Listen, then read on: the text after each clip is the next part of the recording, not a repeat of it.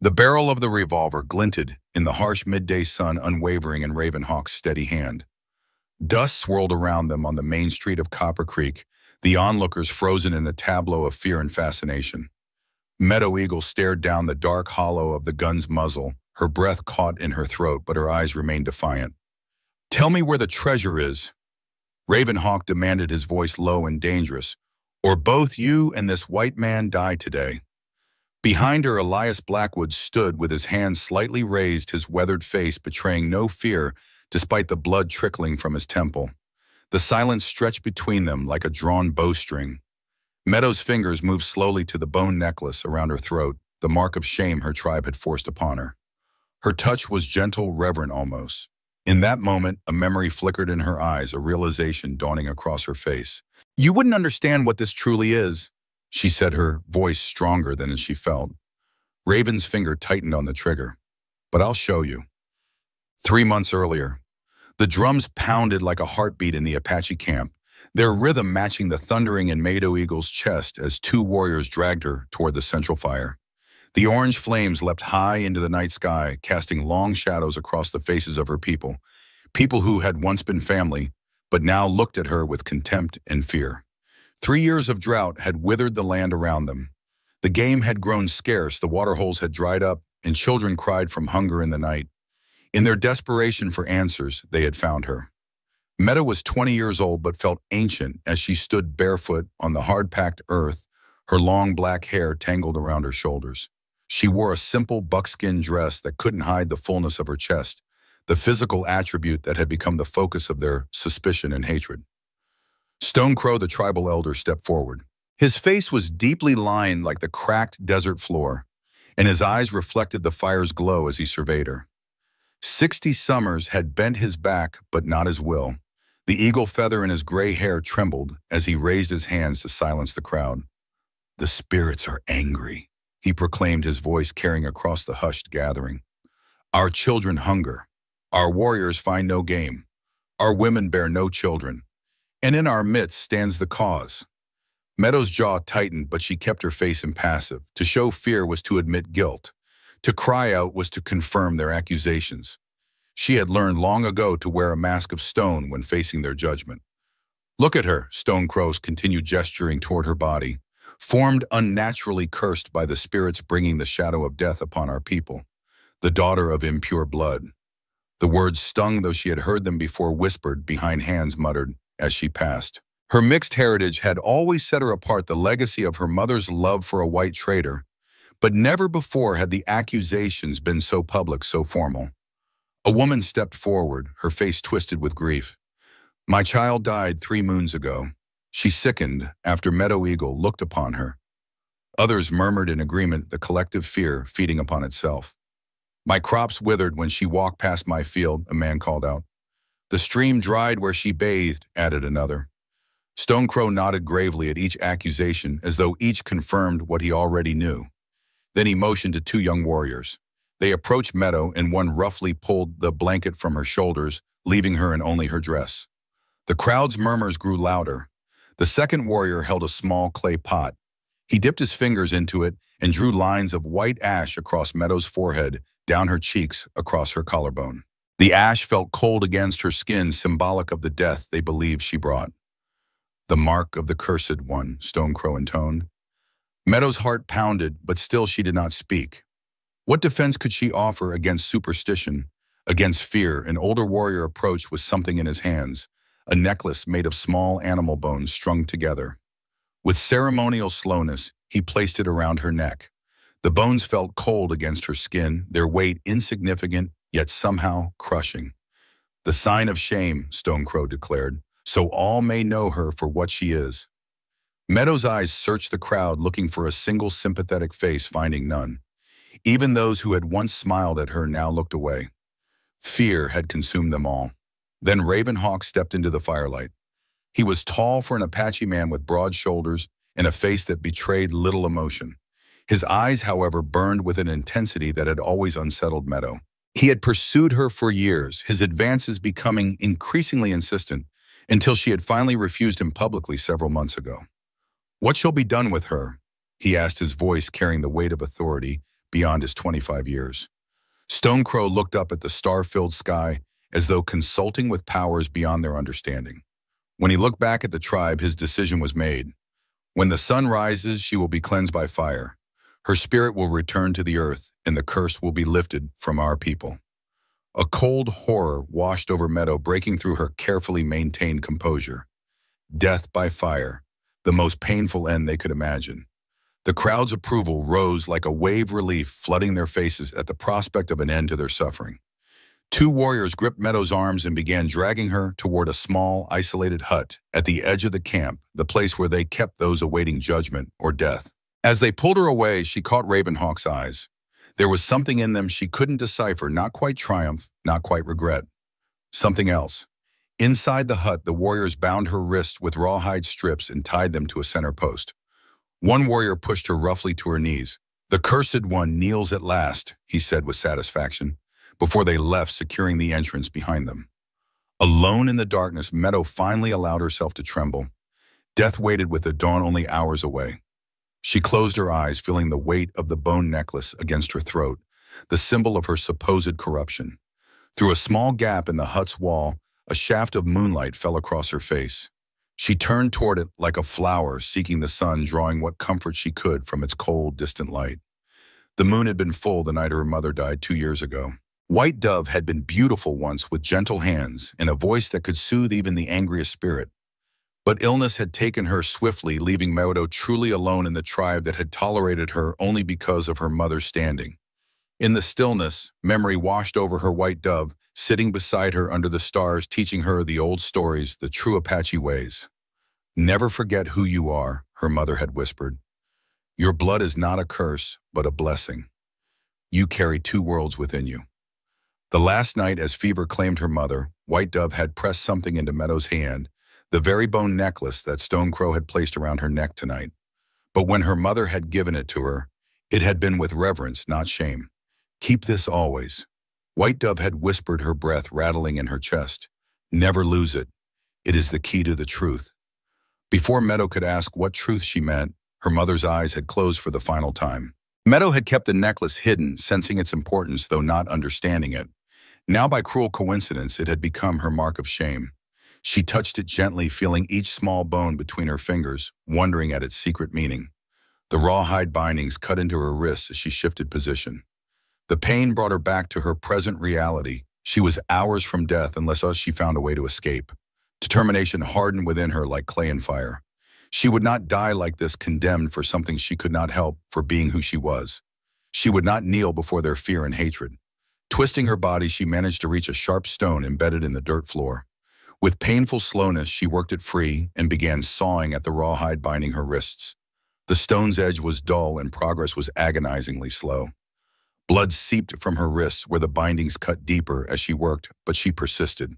"I will not die by their judgment," she whispered to herself, the mantra giving strength to her efforts. "I will not die for their fear." Outside, she could hear the continued drumming, the sounds of the tribe preparing for tomorrow's ceremony, her execution. The knowledge spurred her efforts, adding desperation to determination. After what seemed like hours, the rawhide finally gave way. Meadow rubbed her raw wrists, biting back a cry of pain. She had freed her hands, but escape would not be easy. A guard would be posted outside, and the camp would be alert for any attempt to flee. She crept to the small gap in the wall where the moonlight entered, peering out. The guard sat several paces away, his back against a tree, his head nodding as sleep threatened to overcome him. Beyond him lay the darkness of the desert and somewhere freedom.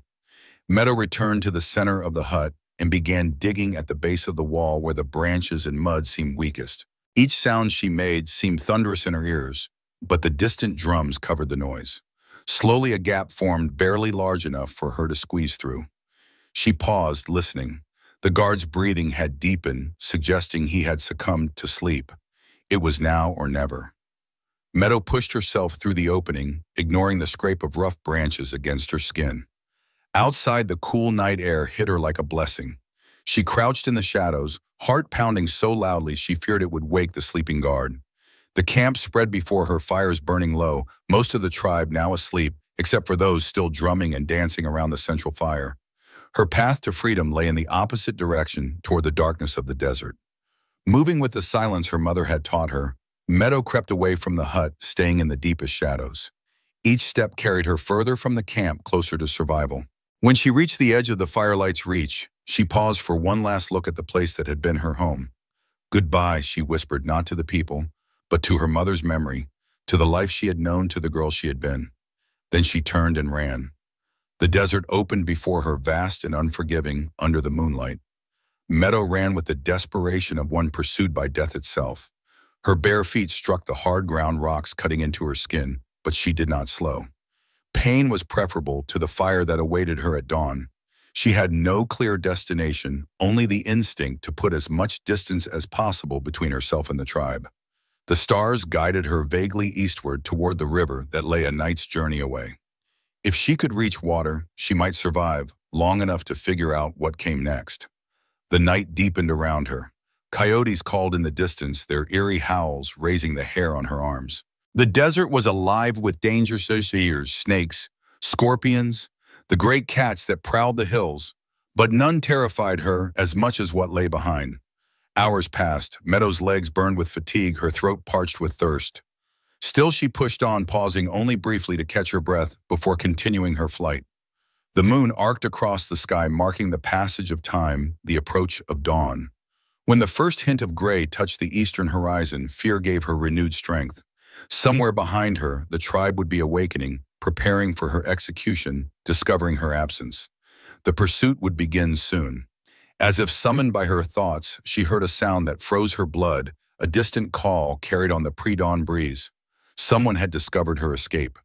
Meadow pushed her exhausted body even harder, ignoring the stabbing pain in her side, the burning in her lungs. The landscape began to change subtly, the flat desert giving way to gentle rolls, scattered vegetation appearing more frequently. She was nearing the river. The sun broke over the horizon just as Meadow crested a small rise. Below her, the river glinted like polished silver in the early light, a promise of life and hope. With the last of her strength, she half ran, half stumbled, down the slope toward the water. At the riverbank, she fell to her knees, plunging her hands into the cool current. She drank deeply, the water reviving her parched body. For a moment, she allowed herself to believe she might survive. Then a voice shattered her fragile hope. "Did you think you could truly escape?" Meadow whirled around, still on her knees. Ravenhawk stood several paces away alone, his silhouette dark against the rising sun. He had followed her somehow, tracking her through the night. Panic flooded her veins. She was too exhausted to run further, too far from help to scream. This was where her flight ended, not by fire but by Ravenhawk's hand. Yet as he stepped closer, his expression was not what she expected. There was no triumph, no cruelty. Instead, his face held something that looked almost like concern. "You should run," he said, his voice low and urgent. "Keep going east. I'll tell them I lost your trail." Meadow stared at him in disbelief. "Why would you help me?" A shadow passed over his features. "Because Stone Crow is wrong. And because—" He hesitated. "Just go. Quickly. I'll find you later." Before she could question him further, the distant sound of voices reached them. The search party was drawing closer. "Go!" Ravenhawk hissed, turning back toward the voices. Confused but desperate, Meadow scrambled to her feet and plunged into the river. The cold water shocked her system, giving her one last surge of energy. She waded across the current, tugging at her dress, then clambered up the opposite bank and into the brush beyond. As she disappeared into the vegetation, she glanced back once. Ravenhawk stood watching her, a solitary figure against the dawn sky. Then he turned away, heading back toward the approaching search party, and Meadow continued her desperate flight. The sun climbed higher as Meadow pushed eastward, following the river's course. The day grew hot, the unrelenting sun beating down on her already exhausted body. Her wet dress clung to her skin, then slowly dried in the heat. Hunger gnawed at her stomach, but she had no time to forage for food. By midday, her vision began to blur. Each step became a monumental effort. The bone necklace felt heavier with each passing hour, though its physical weight was negligible. It was the weight of what it represented: her tribe's rejection, her mother's final mystery, her uncertain future. When she finally collapsed, it was at the edge of a small clearing. As consciousness slipped away, she was vaguely aware of hoofbeats approaching, of a shadow falling across her face, of rough but gentle hands lifting her. Her last thought before darkness claimed her was of her mother's words, "Never lose it. It is the key to the truth." The first thing Meadow became aware of was the absence of pain. After so much suffering, the relief was so profound that for a moment she wondered if she had died.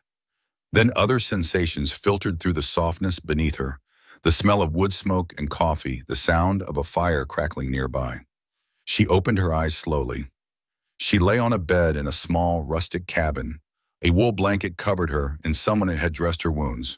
The bone necklace still hung around her throat. Whoever had rescued her had left it untouched.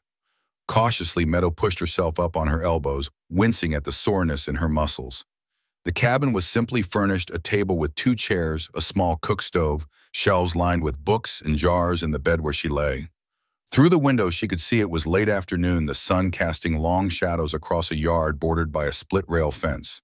The door opened, and Meadow tensed, ready to flee despite her weakness. A man entered, tall and broad-shouldered, with a weathered face that suggested he was around 40. A jagged scar ran from his right temple to his jaw, giving him a fearsome appearance despite the gentleness in his blue-gray eyes. He carried a bucket of water and started slightly when he saw she was awake. "You're back with the living," he said, his voice deep but quiet as though unused to speaking. He set the bucket down and maintained a respectful distance. "Been out since I found you yesterday?" Meadow watched him warily. She had little experience with white men, and what she did know wasn't reassuring. "Who are you?" she asked, her voice hoarse from thirst. "Elias Blackwood." He poured water from a pitcher into a cup and approached slowly, offering it to her at arm's length. "This is my land you collapsed on." Meadow accepted the water, drinking deeply before asking, "Why did you help me?" Elias shrugged one shoulder, moving to stoke the fire. "Wouldn't leave anyone to die in the sun, Apache or otherwise." The casual acknowledgement of her heritage surprised her. She looked down at herself, realizing she wore a man's shirt over her dress far too large for her frame. "Hope you don't mind the shirt," Elias said, noticing her examination. "Your dress was torn up pretty bad. I've got some of my late wife's things. Might fit you better." "Thank you," Meadow said cautiously. "I'm Meadow Eagle." Elias nodded once acknowledgement without prying. "You hungry?" Only then did Meadow realize how famished she was. She nodded, and Elias moved to the stove, stirring something in a pot that smelled of meat and herbs. His movements were efficient, but contained, as though he held himself under tight control.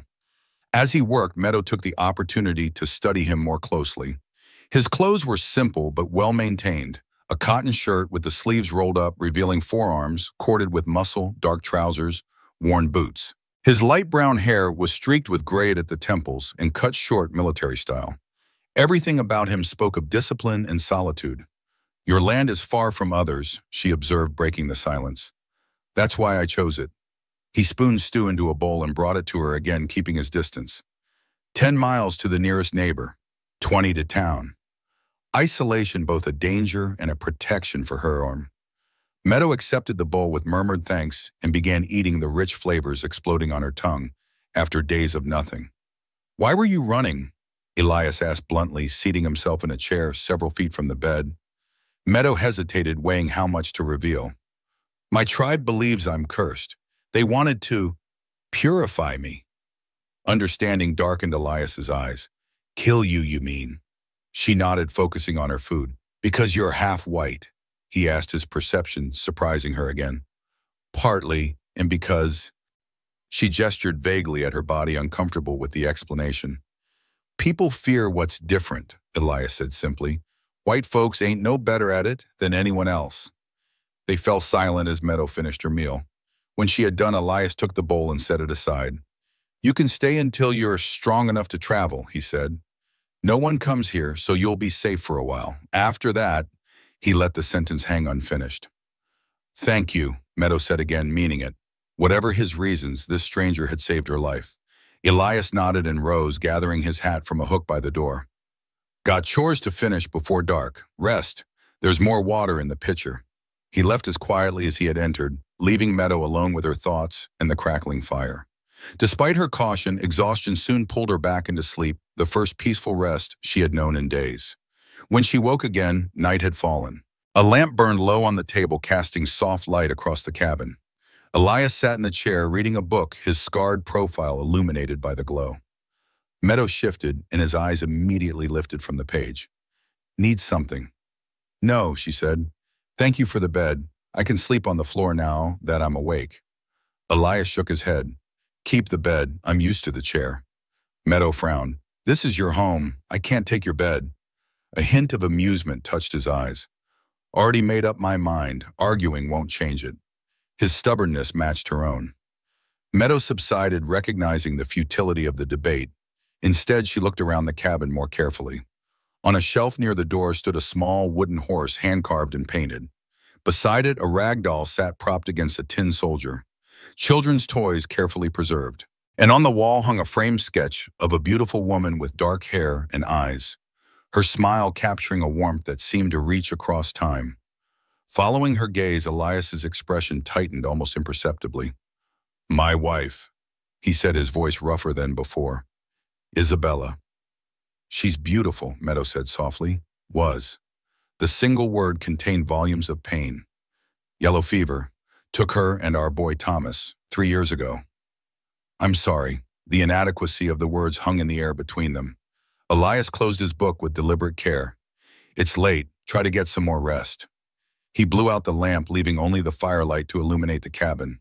In the shadows, Meadow watched as he settled back in the chair, his eyes reflecting the flames, seeing something far beyond the confines of the small room. She recognized that look. It was the same one she saw in her own reflection, the gaze of someone who carried ghosts. The next morning, Meadow woke to find the cabin empty. Sunlight streamed through the windows and birds called outside. She rose carefully, testing her strength. Her body ached, but the worst of her exhaustion had passed. The floor was cool against her bare feet as she moved to the window. Outside stretched a small ranch, a barn, a corral with 3 horses, a garden plot, and beyond rolling grassland leading to distant hills. It was beautiful in its simplicity, a pocket of order carved from wilderness. On a chair near the bed, she found clothes folded neatly, a simple dress, undergarments, even a pair of worn but serviceable boots. All had clearly belonged to Elias's wife, Isabella. Meadow touched them hesitantly, feeling like an intruder in another woman's life. After washing with water from the bucket Elias had brought, she dressed carefully.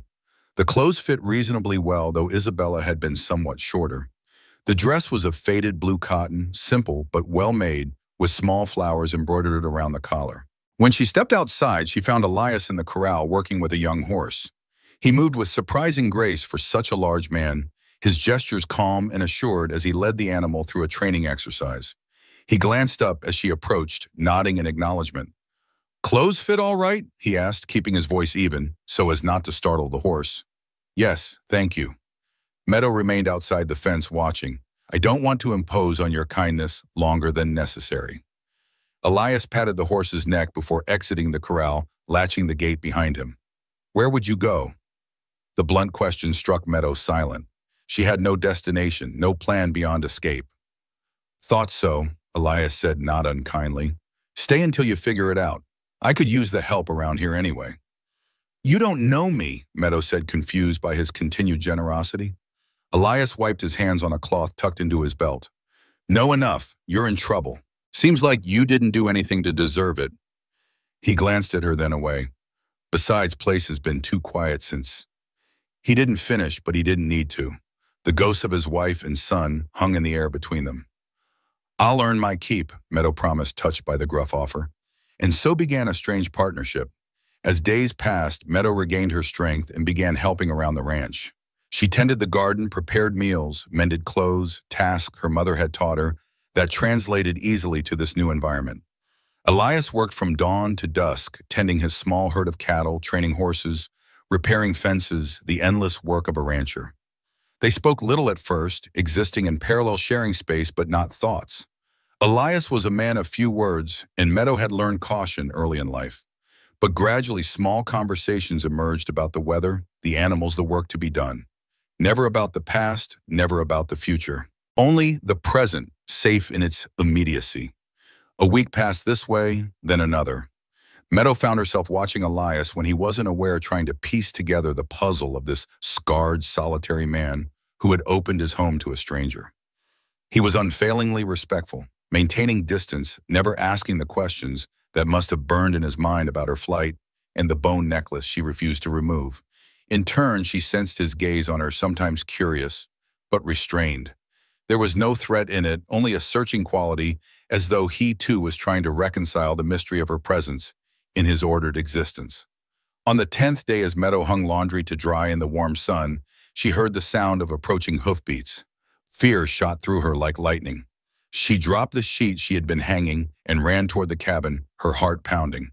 Elias emerged from the barn, rifle in hand, his posture alert but not yet alarmed. He positioned himself between Meadow and the approaching rider.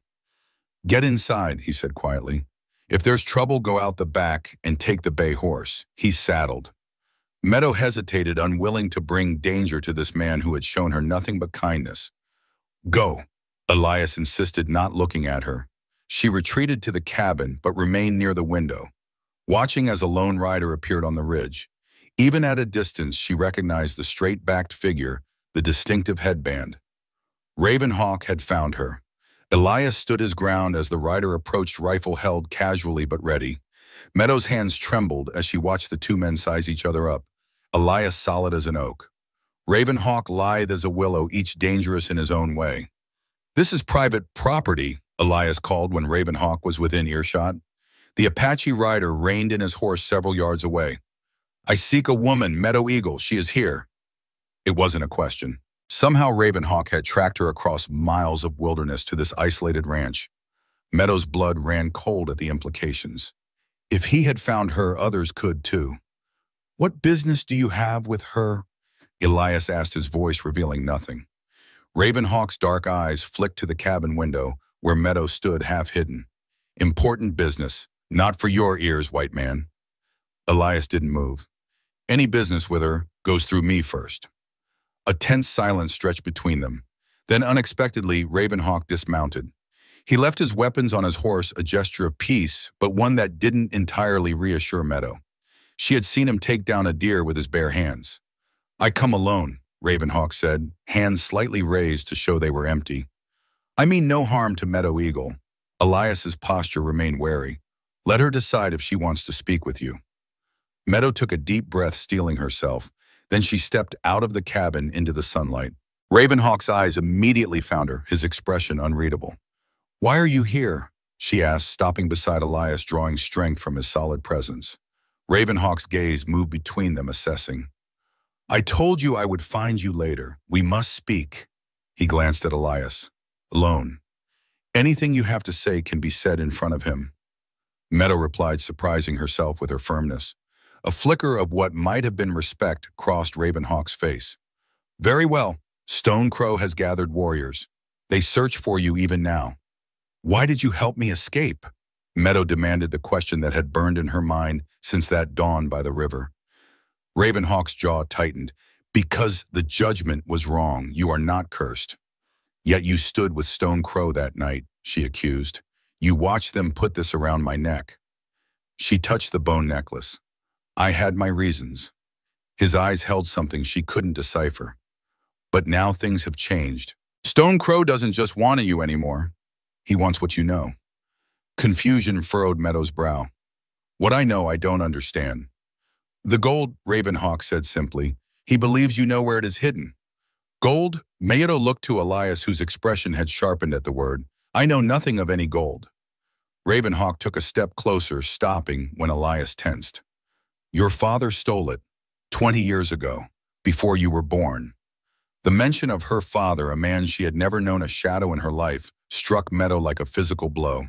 "My father, William Fletcher," Raven Hawk said, watching her closely.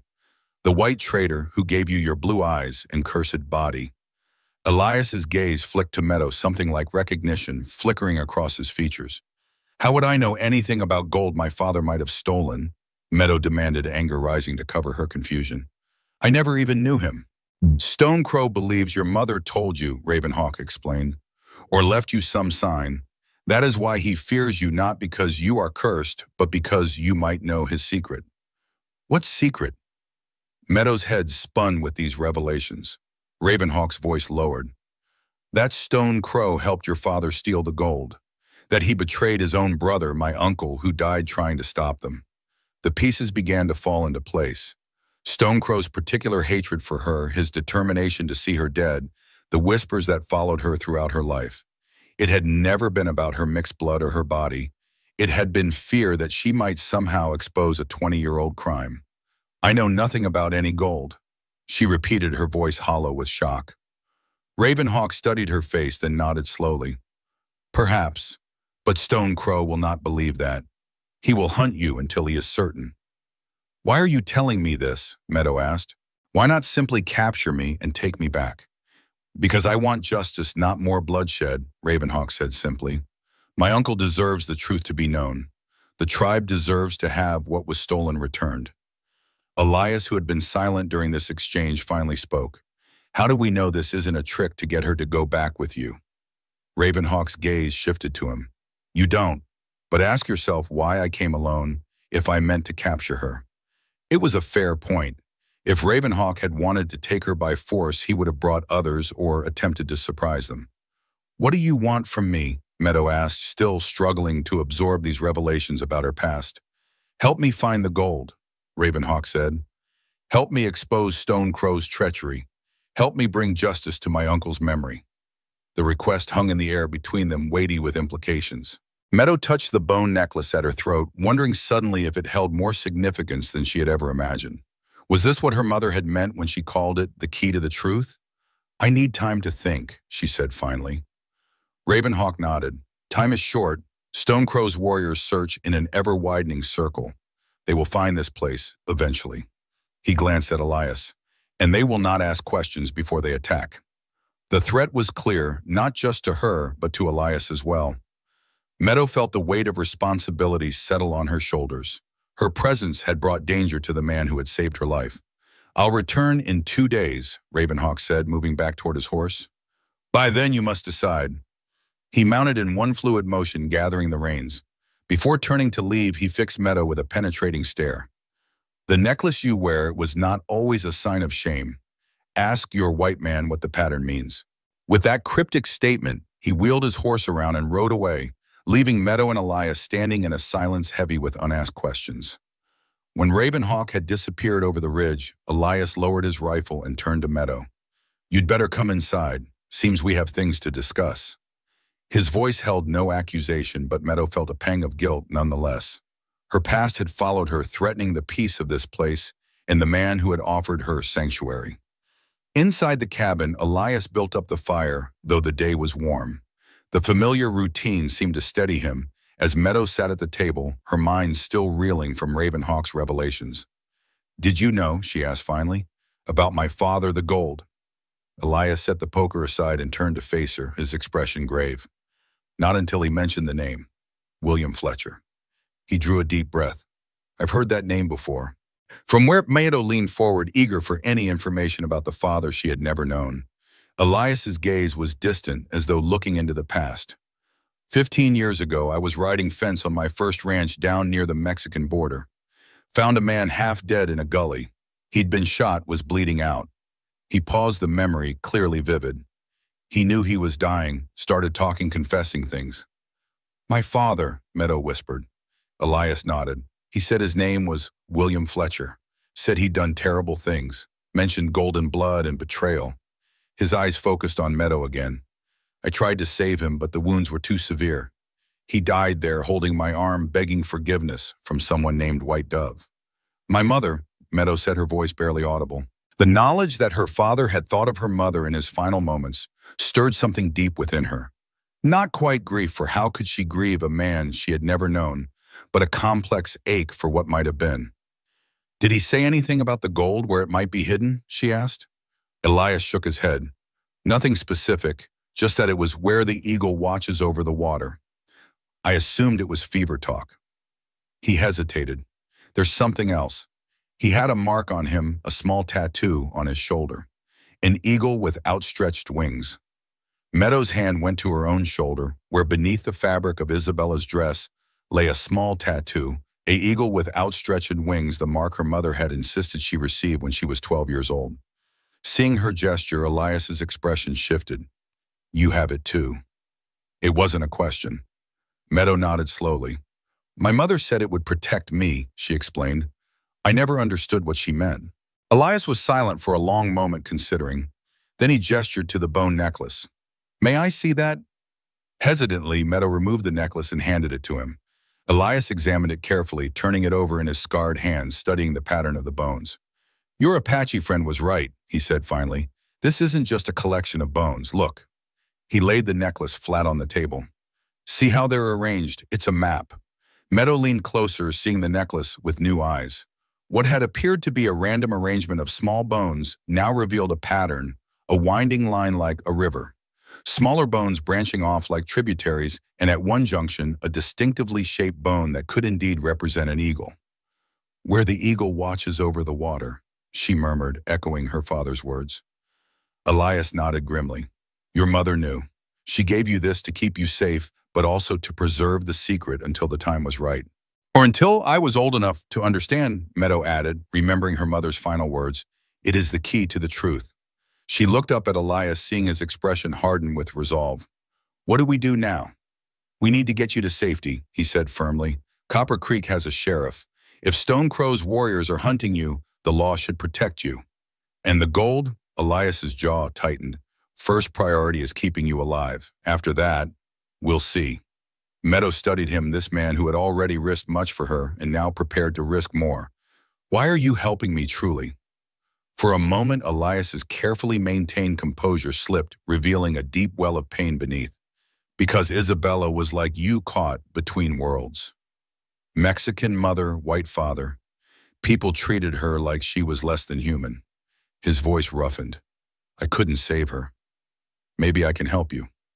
The raw honesty of his answer touched Meadow deeply. She reached across the table and for the first time laid her hand on his. Thank you. Elias looked down at their hands, then gently withdrew his. We'll leave at dawn, he said, rising from the table. Pack only what you need. It's a day's ride to Copper Creek. As he moved toward the door, Meadow called after him. Elias, what will happen if Stone Crow finds us before we reach town? He paused, his hand on the doorknob. Then I'll do what needs doing. The quiet certainty in his voice was more reassuring than any bravado would have been. After he left, Meadow remained at the table, the bone necklace spread before her. She traced the pattern with her finger, following the river's course to the eagle marker. Somewhere along that river lay the gold her father had stolen, the secret her mother had died protecting, the truth that might finally set her free or condemn her forever. Dawn broke with golden light streaming across the eastern horizon as Elias and Meadow prepared to leave the ranch. The morning air held a chill that would burn away as the sun climbed higher, but for now it raised goosebumps on Meadow's arms as she secured her small bundle of belongings to the saddle. Elias worked methodically, checking the horses, adjusting cinches, packing provisions. His movements were efficient, betraying years of experience and a military precision that never quite left a man. He had said little since their conversation the previous day, but his silence wasn't unfriendly, merely focused. Ever ridden before? He asked, finally breaking the quiet as he led a gentle bay mare to Meadow. Some, she admitted. Not often, the tribe had few horses. Elias nodded, holding the mare steady as Meadow mounted. Rosie here has a smooth gait. She'll treat you kind if you do the same for her. Meadow settled into the saddle, feeling the animal shift beneath her, adjusting to her weight. The mare's ears flicked back, listening then forward again, calm and attentive. Meadow stroked her neck, whispering softly in Apache words of greeting and respect. Elias watched this exchange with quiet approval before mounting his own horse, a sturdy buckskin gelding. He wore his rifle in a scabbard beneath his leg and had a revolver holstered at his hip, precautions that Meadow understood all too well. We'll follow the river north, he said, gesturing toward the distant line of trees that marked the watercourse. Stay off the main trails. Less chance of running into trouble that way. As they rode away from the cabin, Meadow glanced back, struck by a sudden pang. In just 2 weeks, the small ranch had begun to feel like a sanctuary. Now they were leaving it behind, riding toward an uncertain future. Your home will be unprotected, she said, guilt threading through her words. Elias's expression remained impassive. Buildings can be rebuilt. Land stays. His eyes met hers briefly. Some things matter more. The simple statement hung in the air between them as they rode, its implications too complex to examine in the moment. Instead, Meadow focused on the rhythm of the horse beneath her, the changing landscape around them, the weight of the bone necklace against her throat. They rode in companionable silence, Elias occasionally pointing out landmarks or offering brief instructions on handling the mare. By mid-morning they had reached the river, its water gleaming beneath the strengthening sun. They followed its winding course, keeping to the cover of the trees that lined its banks. "This the same river on the necklace?" Meadow asked as they paused to water the horses. Elias nodded. "I believe so. The Snake River. It runs all through this territory." He surveyed the surrounding landscape with careful eyes. "Your father's clue about the eagle watching over water could refer to any number of places along here." Meadow studied the flowing water, trying to match it to the pattern of bones on her necklace. "My mother must have known exactly where. That's why she gave me this." "And why Stone Crow wants you dead," Elias added grimly. "If he helps steal that gold, the last thing he wants is someone knowing where it's hidden." The reminder of the danger pursuing them sobered Meadow. She touched her necklace, wondering if its secret was worth the lives at stake. They continued their journey, the sun arcing across the sky's shadows, shortening, then lengthening again as afternoon approached. Elias remained vigilant, his eyes constantly scanning the horizon, the ridgelines, the back trail. His caution was contagious, and Meadow found herself studying the landscape with new awareness, looking for signs of pursuit. When they stopped to rest in the shade of a large cottonwood, Elias shared jerky and hardtack from his saddlebags. The simple meal reminded Meadow of how precarious their situation was, two people alone in vast territory with unknown enemies potentially closing in. "Tell me about Isabella," she said suddenly, wanting to bridge the silence to know more about the man who risked so much for her. Surprise flickered across Elias's scarred face, quickly replaced by the familiar mask of control. For a moment she thought he might refuse to answer. Then he spoke, his voice lower than usual. "She was strong, stubborn." A ghost of a smile touched his lips. "Had to be growing up where she did. Mexican mother, white father, neither side accepted her fully." He looked down at his hands. "We met after the war. I was broken. She put me back together." The raw honesty in those few sentences revealed more than hours of conversation might have. Meadow recognized in his grief a mirror of her own loss, the hole left by her mother's death. "And your son?" she asked gently. Pain flashed in Elias's eyes. "Thomas. He was 7 when the fever took them both." He cleared his throat. "Had his mother's eyes. My hard-headedness." "I'm sorry," Meadow said, the inadequate words all she had to offer. Elias nodded once, accepting her sympathy without allowing it to penetrate too deeply. "We should keep moving, still a long way to Copper Creek." They mounted again, continuing their journey along the river. As the afternoon wore on, the terrain began to change, becoming more rugged, the river cutting deeper between rising banks. In places they were forced to leave the riverside and climb to higher ground, only to descend again when the path allowed. It was during one such detour that Elias suddenly reined in his horse, raising one hand in a signal to halt. Meadow obeyed instantly, her heart rate quickening. "What is it?" she whispered. Elias's eyes were fixed on something in the distance. "Rider coming fast." Meadow followed his gaze and saw a lone figure on horseback moving swiftly across the open ground ahead of them. Even at this distance, she recognized the distinctive silhouette. "Ravenhawk," she said. Elias's hand moved to his rifle, but he didn't draw it. "Thought he said 2 days." "Something must have changed," Meadow replied, anxiety knotting in her stomach. They waited as Ravenhawk approached his horse, lathered with sweat, evidence of a hard ride. He reined in several yards away, his expression grim. "You need to move faster," he said without preamble. "Stone Crow's warriors crossed your trail at the ranch. They're maybe half a day behind you." Elias's jaw tightened. "How many?" "6, including Stone Crow himself," Ravenhawk answered. "All armed." The news sent a chill through Meadow. 6 warriors against the 2 of them. 3 if Ravenhawk stayed were poor odds. "Why are you warning us?" Elias asked, suspicion evident in his tone. "What's your stake in this?" Ravenhawk's dark eyes flashed. "I told you, I want justice for my uncle. And—" He hesitated, glancing at Meadow. "I owe a debt." "To whom?" she pressed. "To White Dove," he said simply. "Your mother saved my life when I was a boy. I won't let her daughter die if I can prevent it." The revelation surprised Meadow. Her mother had never mentioned this connection, yet another secret kept from her until too late. "We're headed to Copper Creek," Elias said. "Sheriff there should offer some protection." Ravenhawk's expression darkened. "Sullivan." He won't help you. Why not? Meadow asked. He takes money from the tribes to stay out of our affairs, Ravenhawk explained. Stone Crow has him in his pocket. Elias cursed under his breath, a rare display of emotion. You sure about this? Ravenhawk nodded. I've seen the payments made myself. This new complication threatened their entire plan. If they couldn't count on the law for protection, where could they turn? We still need to reach town, Elias decided after a moment. Even if Sullivan won't help directly, it's harder to attack someone in a settlement than out here in the open. I'll ride with you, Ravenhawk offered. 3 guns are better than 2. Elias studied him, clearly weighing the risk of trusting this Apache warrior against the advantage of another ally. Finally, he nodded. We ride hard until dusk, then make camp somewhere defensible. If they're half a day behind, that should keep it that way. They set off again, pushing the horses as much as they dared. Meadow's thighs ached from the unaccustomed riding, but she didn't complain. Pain was preferable to death at Stone Crow's hands. As they rode, she found her thoughts returning to the bone necklace and its hidden map. If they could locate the gold, would it end the danger? Or would finding it only increase the risk to their lives? The sun was beginning its descent toward the western horizon when Elias led them off the river path and up a steep incline. At the top, a rocky outcropping provided a natural shelter with clear views in all directions. We'll rest here for the night, he decided. Mike turns keeping watch. They made a cold camp, unwilling to risk a fire that might be spotted from a distance. As darkness fell, they ate another simple meal of jerky and dried fruit. The night air grew cool, and Meadow wrapped a blanket around her shoulders as grateful for its warmth.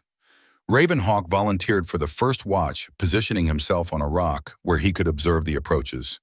Elias, though clearly reluctant to sleep while the Apache was awake, eventually settled against his saddle, his rifle within easy reach.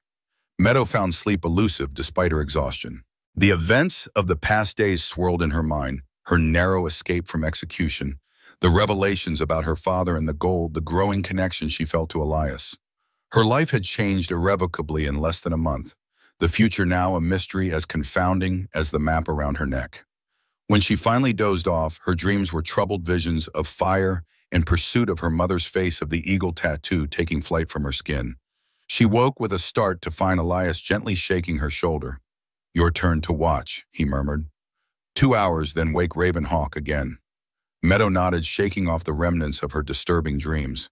She took Elias's place on the lookout rock, wrapping the blanket tighter against the night's chill. Below, the moonlit landscape stretched in all directions, beautiful and threatening in equal measure. As she sat in the darkness, her thoughts turned to her mother. Had White Dove known this day would come?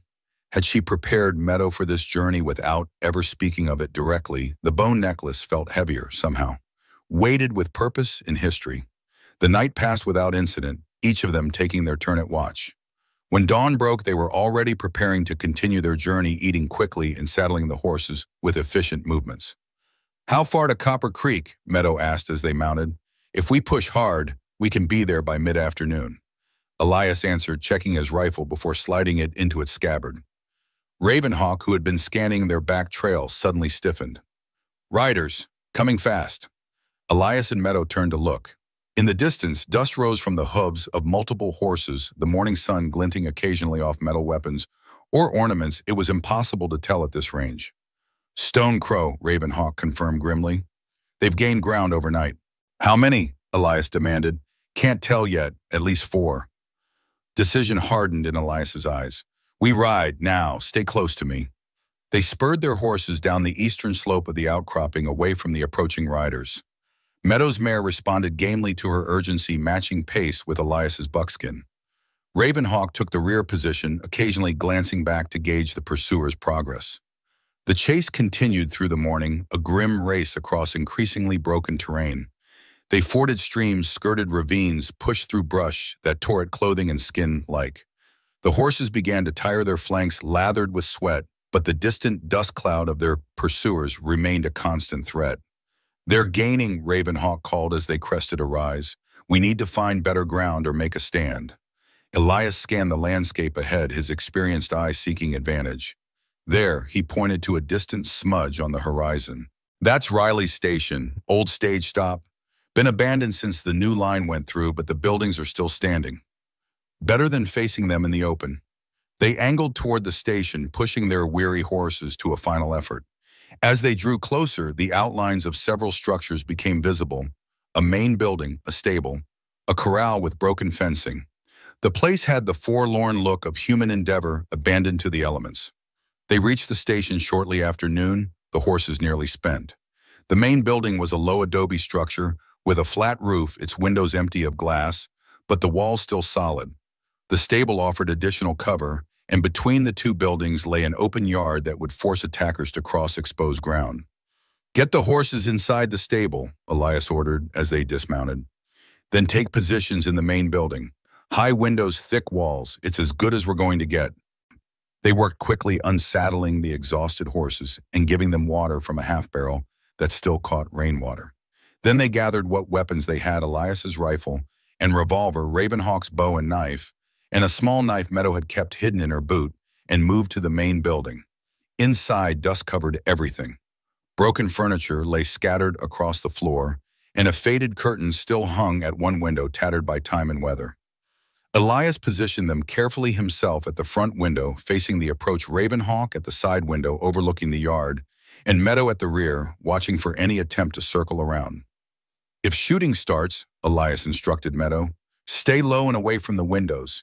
These adobe walls will stop most bullets, but the openings are vulnerable." She nodded, grateful for his calm authority, even as fear threatened to overwhelm her. This was her fault. These men were risking their lives because of her, because of a secret she hadn't even known she carried. "I'm sorry," she said softly. "This is because of me, soon." Elias glanced at her, his expression softening momentarily. "You didn't choose this fight. Your father did 20 years ago, and Stone Crow." "He speaks truth," Ravenhawk added from his position. "The past casts long shadows. We all walk in them." The philosophical observation was interrupted by Elias's sharp intake of breath. "They're here." Meadow peered carefully around her window frame. 5 riders approached from the west, spread out in a loose formation. At their center rode Stone Crow, unmistakable, even at a distance, with his gray-streaked hair and the eagle feather he always wore. Beside him was Coy, a young warrior, known for his cruelty, and 3 others she recognized from the tribe. 5, she reported. Ravenhawk said 6 earlier. "One might be circling around," Elias warned. "Keep sharp." The riders halted just beyond easy rifle range. Stone Crow raised his hand, and one of the warriors lifted a white cloth tied to a lance, a signal for parley. "They want to talk," Ravenhawk observed. Elias's mouth set in a grim line. "Or they want us to show ourselves so they can get a clean shot." "Stone Crow will honor a parley flag," Ravenhawk said with certainty. "He is many things, but he holds to the old ways in this." After a moment's consideration, Elias nodded. "I'll go out. You two stay covered." "No," Meadow protested. "It's me they want." "Which is why you're staying inside," Elias countered firmly. Before she could argue further, he moved to the door, keeping his rifle ready, but pointed downward, a show of willingness to talk while maintaining readiness for trouble. He stepped into the yard, positioning himself where the adobe wall still provided some cover. Stone Crow and his warriors remained mounted, looking down at Elias with expressions ranging from contempt to curiosity. "State your business," Elias called, his voice carrying across the open ground. Stone Crow studied him for a long moment before responding. "We seek the woman Meadow Eagle. She has fled judgment and stolen something that belongs to the tribe." "What has she stolen?" Elias asked, though he already knew the answer. "A sacred object," Stone Crow replied smoothly, "and knowledge that is not hers to possess." From her window, Meadow could see the exchange clearly. Stone Crow sat his horse with the dignity of his position, but there was something in his eyes, a hunger, a desperation that belied his calm words. "The woman is under my protection," Elias stated. "Whatever grievance you have can be settled peacefully in town with witnesses."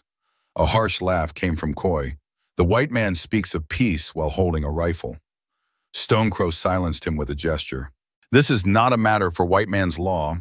It is between Meadow Eagle and her people."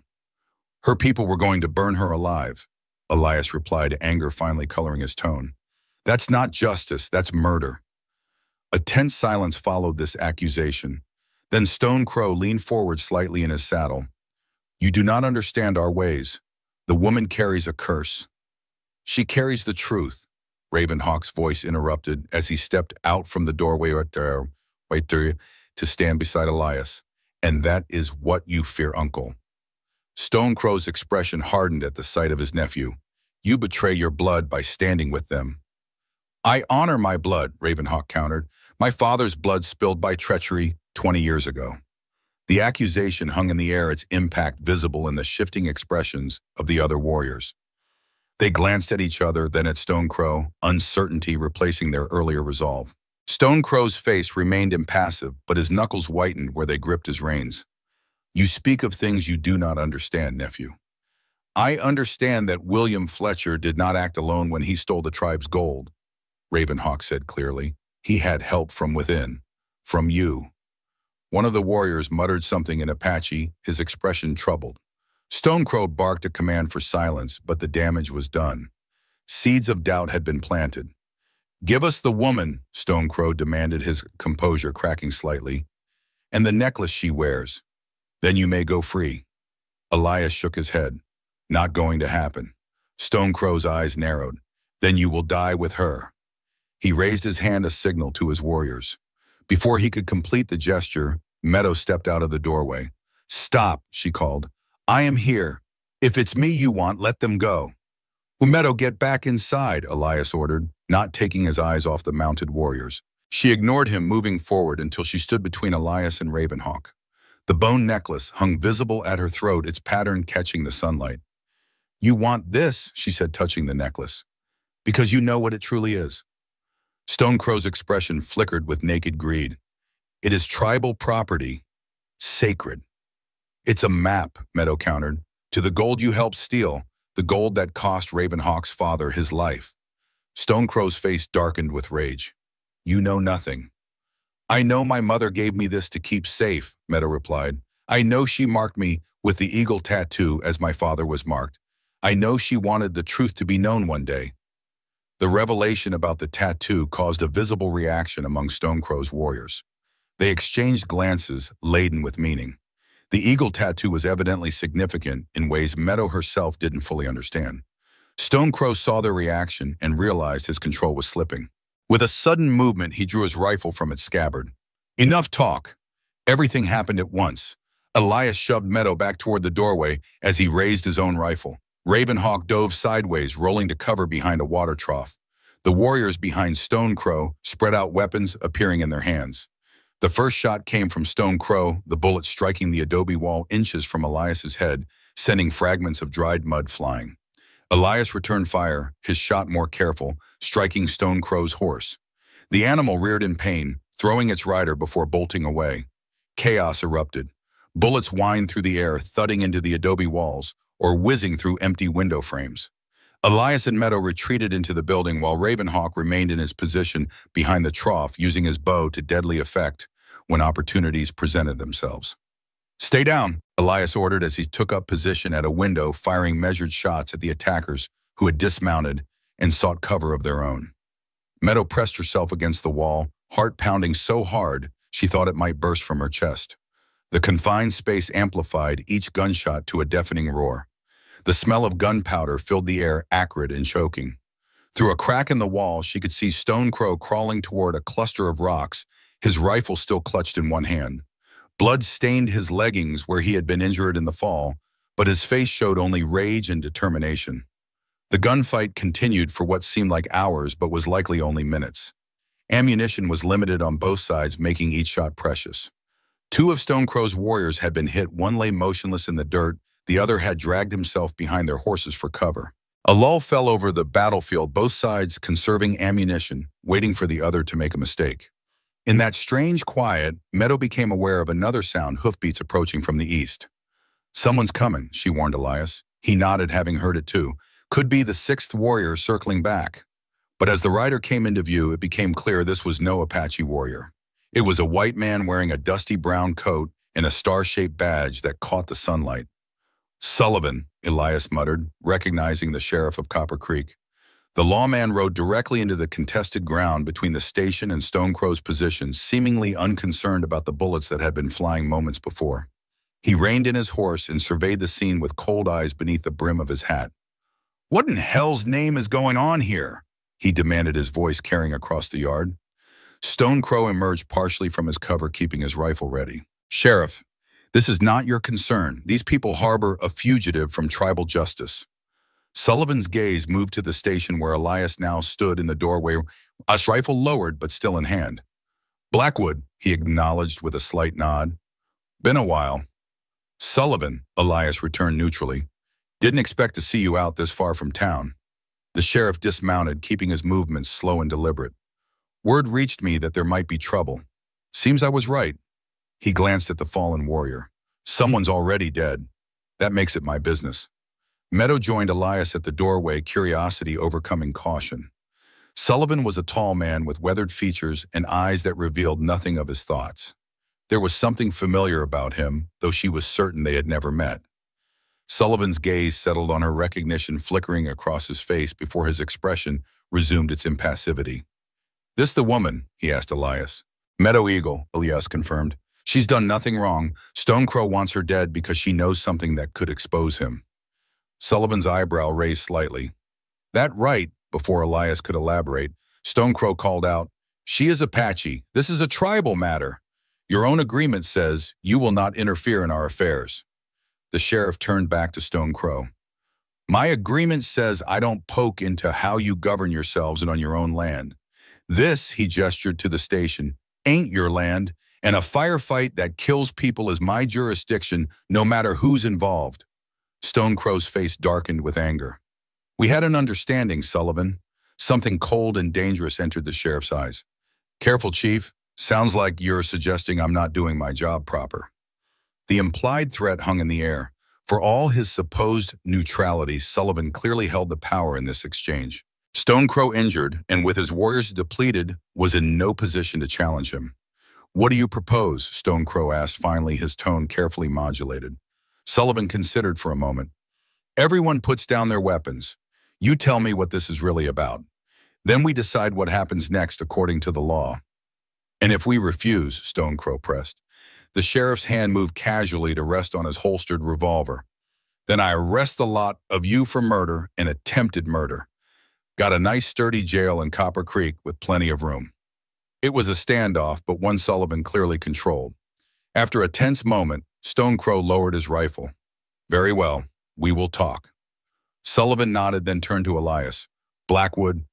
Elias hesitated, clearly reluctant to relinquish his advantage. Finally, he lowered his rifle, but didn't set it aside completely. Ravenhawk, he called. Come on out. Sheriff wants to talk. The Apache warrior emerged cautiously from his position, bow held loosely at his side.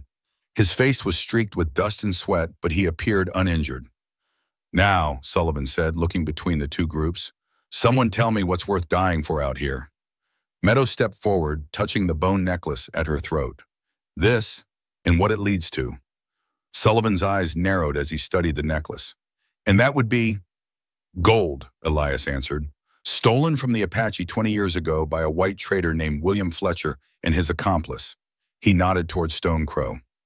The sheriff's expression remained carefully neutral, but something flickered in his eyes at the mention of Fletcher's name. That's quite an accusation, he said. Any proof? The necklace is a map, Meadow explained. My mother gave it to me before she died. She knew where the gold was hidden. Stone Crow spat on the ground. Lies. The woman seeks to divide our tribe with her false claims. Then why try to kill her? Elias challenged. Why chase her across territory? Why not just let her go if she's no threat? Sullivan raised a hand to silence them. Gold has a way of making people forget themselves. He turned to Meadow. You saying you know where this treasure is? She hesitated, unsure how much to reveal. Sullivan's neutrality made his allegiances unclear. Would he help them, or was he as corrupt as Ravenhawk had suggested? I believe I could find it, she said carefully, with help. Sullivan studied her for a long moment, then glanced at Stone Crow. And you claim this woman is under tribal judgment for what crime? Stone Crow straightened, drawing on his dignity as a leader. She brings bad fortune. Her unnatural form is a sign of the spirit's displeasure. For the good of the tribe, she must be cleansed by fire. The sheriff's expression hardened. You mean burned alive? It is our way, Stone Crow insisted. Not in my jurisdiction, Sullivan said flatly. Murder is murder, no matter what you call it. He turned back to Meadow. The necklace, may I see it? After a moment's hesitation, Meadow removed the bone necklace and handed it to the sheriff. Sullivan examined it carefully, turning it over in his hands, tracing the pattern with his finger. Interesting craftsmanship, he remarked. Don't look like a random collection of bones to me. He glanced up at Stone Crow. Looks deliberate, meaningful. Stone Crow's face remained impassive, but his eyes tracked the necklace in Sullivan's hands with barely concealed hunger. If this leads to stolen gold, Sullivan continued, that makes it evidence in a crime. By rights, I should take it into custody. No, Stone Crow and Meadow exclaimed simultaneously. Sullivan's mouth quirked in what might have been amusement. Thought that might get a reaction. He handed the necklace back to Meadow. Here's what's going to happen. We're all riding back to Copper Creek. Together. No more shooting. Once we're there, we'll sort this out proper. And the gold, Stone Crow demanded. If it exists and if it was stolen, it goes back to its rightful owners, Sullivan stated, after the facts are established. That's how the law works. Stone Crow's face darkened with anger, but he nodded stiffly. His position was too weak to argue. Gather your wounded, Sullivan instructed him. We'll bury the dead here. No sense carrying a body all that way. As Stone Crow and his remaining warriors tended to their injured companion, Sullivan moved closer to Elias, speaking in a low voice that Meadow could just barely hear. You always did have a talent for finding trouble, Blackwood. Elias's expression remained guarded. Been a long time, Sullivan. Not long enough, some might say. The sheriff glanced at Meadow. She worth dying for. She deserves justice, Elias replied simply. Sullivan studied him for a moment, still trying to save the world one person at a time. It wasn't quite mockery, but something close. Some things never change. Meadow sensed history between these men, old wounds that had never properly healed. There was tension in Elias's posture that hadn't been there before, a wariness that went beyond the current situation. You still taking payments to look the other way? Elias asked, his voice pitched so only Sullivan could hear. The sheriff's expression hardened. Careful, Blackwood, I'm the only thing standing between you and a bullet right now. Just wondering if you're actually enforcing the law these days or still bending it when it suits you. Sullivan's hand twitched near his holster. You want to hash out old grievances? We can do that after we get these people to town without more bloodshed. Their conversation was interrupted by Ravenhawk, who approached with quiet steps. The injured warrior can ride, he reported. They're nearly ready. Sullivan nodded. Good, let's get moving. Daylight's burning and I don't fancy camping with this bunch. As they prepared to leave, Meadow found a moment to speak privately with Elias. What's between you and the sheriff? She asked softly. Elias's jaw tightened. History. We served together in the war. Afterward, he took the star, I took to ranching. Our paths crossed again about 10 years back when I caught him taking bribes to ignore cattle rustling. You reported him? Tried to. Nobody believed me over the town sheriff. Elias checked his saddle cinch with more force than necessary. He's held a grudge ever since. Can we trust him? Meadow asked, glancing toward where Sullivan was mounting his horse. To follow the law, maybe. To do what's right. Elias shook his head. That I doubt. The grim assessment did little to reassure Meadow as they prepared to ride. The fragile truce brokered by Sullivan felt like walking on ice one wrong step, and they would all plunge into deadly waters.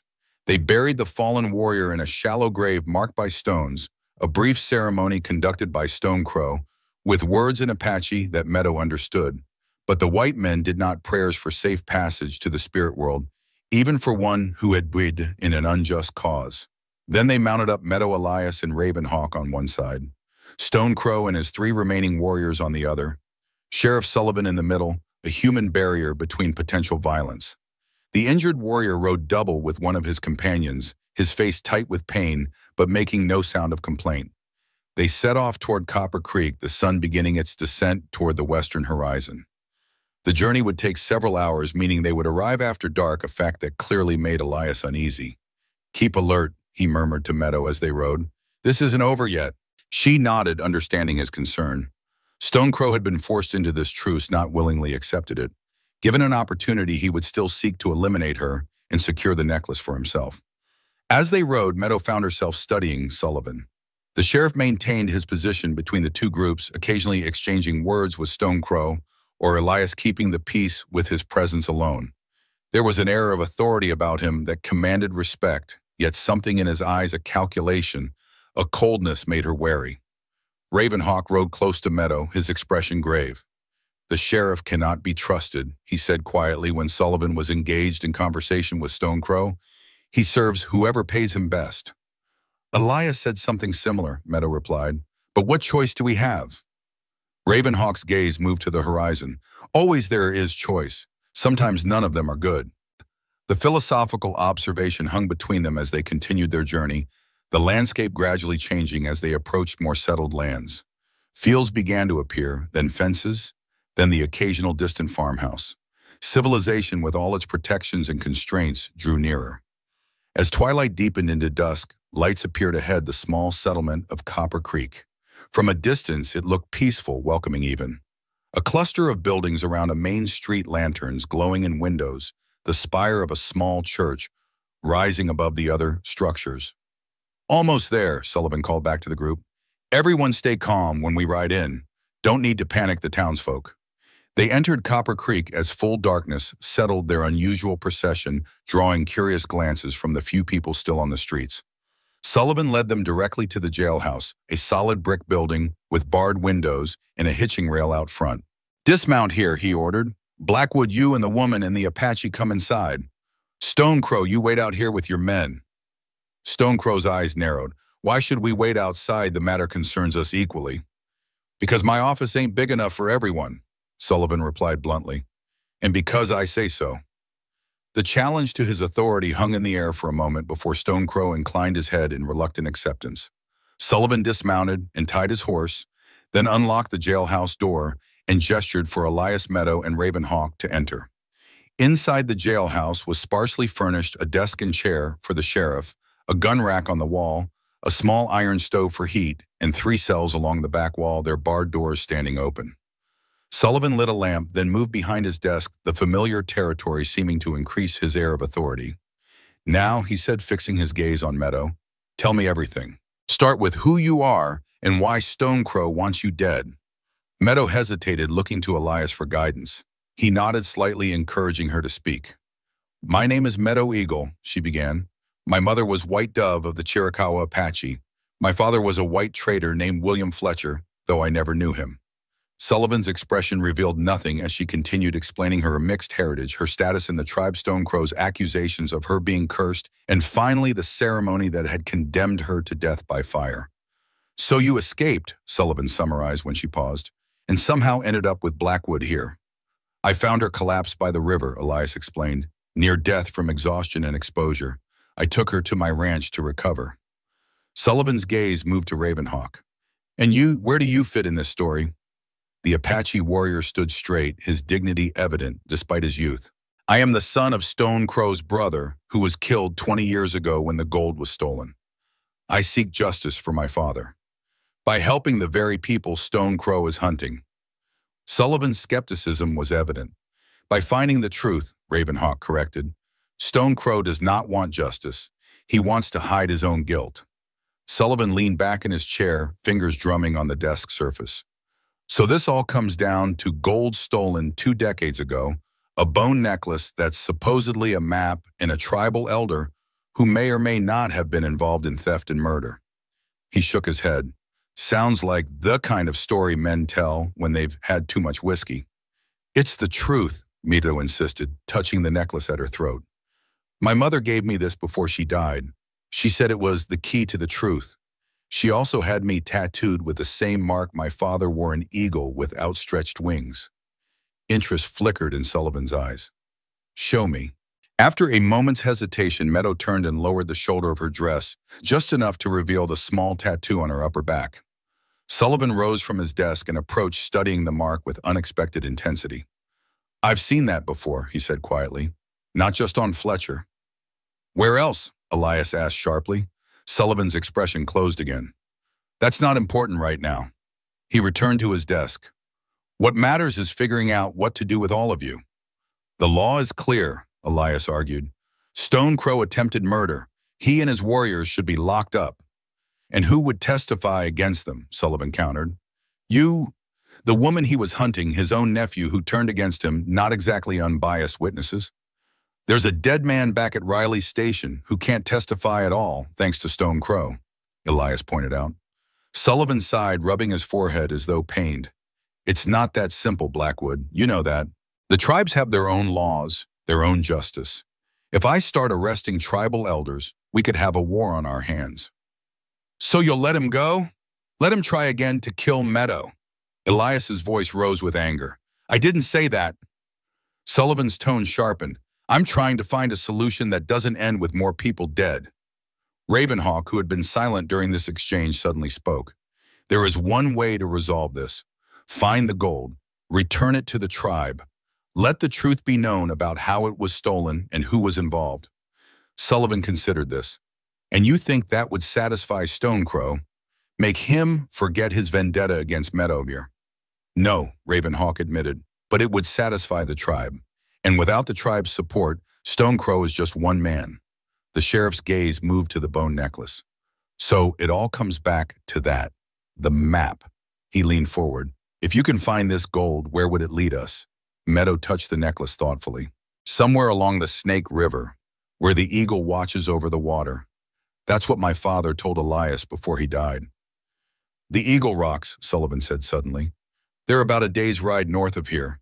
Limestone formation that looks like an eagle with spread wings overlooking a bend in the river. Elias and Meadow exchanged surprised glances. The description matched both the clue and the pattern in the bone necklace. You know the place, Elias asked. Sullivan nodded. Used to fish there as a boy. Haven't been in years, but I'd know the way. A plan began to form in Meadow's mind.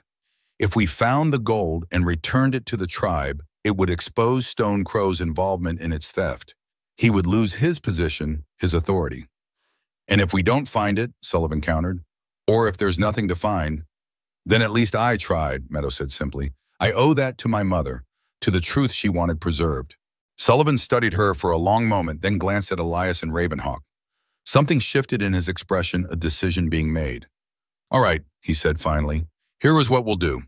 At dawn, we ride for Eagle Rocks. All of us, you three, me Stone Crow and his warriors. We find this gold if it exists and sort out once and for all who's entitled to what. He fixed Elias with a hard stare. And no more shooting unless I say so. Clear. Elias nodded reluctantly. Clear. What about tonight? Meadow asked, glancing toward the window where Stone Crow and his warriors waited outside. Sullivan rose from his desk. Tonight you three stay here in the cells. For your own protection, I'll put Stone Crow and his men in the boarding house across the street where I can keep an eye on them. You're locking us up, Elias asked incredulously. It's that or leave you all loose in town to potentially kill each other before morning, Sullivan replied. This way everyone stays alive until we can sort this mess out properly. It wasn't ideal, but Meadow could see the logic in the sheriff's decision. The cells, while confining, would at least be secure against any attempt by Stone Crow to finish what he had started. Fine, Elias conceded grudgingly, but I want my rifle back in the morning. Sullivan nodded. You'll get it when we're ready to leave. He moved to the door. Make yourselves comfortable. I'll arrange things with Stone Crow, then bring you some food. After he left, closing the door firmly behind him, Elias turned to Meadow and Ravenhawk. I don't trust him, he said bluntly. Nor do I, Ravenhawk agreed, but for now his plan serves our purpose. Meadow touched the bone necklace, feeling its weight against her skin. Tomorrow we find the truth, whatever it may be. As night settled fully over Copper Creek, they arranged themselves in the cells, one each, doors closed but unlocked, as Sullivan had promised. The jailhouse was quiet, the only sounds the occasional voices from the street outside and the ticking of a clock on the sheriff's desk. Meadow lay on the narrow cot in her cell, staring at the ceiling, thoughts whirling. Tomorrow they would follow the map her mother had entrusted to her, seeking gold, stolen before she was born. Tomorrow they might find answers to questions she hadn't even known to ask until recently. And tomorrow, one way or another, her life would change again, for better or worse, remained to be seen. Dawn broke over Copper Creek with fingers of gold and rose stretching across the eastern sky. Meadow woke to the sounds of the town coming alive, horses being led to water shopkeepers opening their doors, the distant ring of a blacksmith's hammer. She sat up on the narrow cot, momentarily disoriented by the unfamiliar surroundings before remembering the jailhouse, the cells, Sullivan's plan. In the adjacent cells, Elias and Ravenhawk were already awake. Elias stood at his barred window, watching the street with wary eyes. Ravenhawk sat cross-legged on his cot, his expression serene, despite their confinement, as though engaged in some form of private meditation. The jailhouse door opened, and Sheriff Sullivan entered, carrying a tray with coffee and plates of food. He looked as though he had slept little, his face shadowed with stubble, his eyes alert but tired. "Morning," he greeted them gruffly, setting the tray on his desk. "Thought you might want something before we head out." Elias turned from the window. "Stone Crow and his men—" "Fed and ready," Sullivan replied. "They're saddling the horses now." He unlocked each cell door, swinging them open. "Come eat. We've got a long day ahead." They gathered around the sheriff's desk, accepting the simple breakfast of beans, bacon, and biscuits. Meadow ate slowly, her stomach tight with anticipation and nerves. Today they would follow her mother's map to whatever secret it revealed, the culmination of a journey she had never intended to make. "How far to Eagle Rocks?" Elias asked as he drank his coffee. "About 6 hours' ride if we push," Sullivan answered. "Rough country, but passable." He glanced at Meadow. "That necklace of yours, you think it really shows the way?" Meadow touched the bone necklace at her throat. "I believe so. The pattern matches what you described, a river with a distinctive bend and a formation like an eagle." Sullivan nodded thoughtfully. "Well, we'll know soon enough." He rose, gathering his hat and gun belt from a hook on the wall. "Finish up. I want to be on the trail within the hour." Outside, the morning air was crisp, carrying the scents of pine and wood smoke. The town of Copper Creek was small, but thriving, a single main street lined with wooden buildings, a church at one end, the general store and saloon at the center, and scattered homes radiating outward like ripples from a stone dropped in water.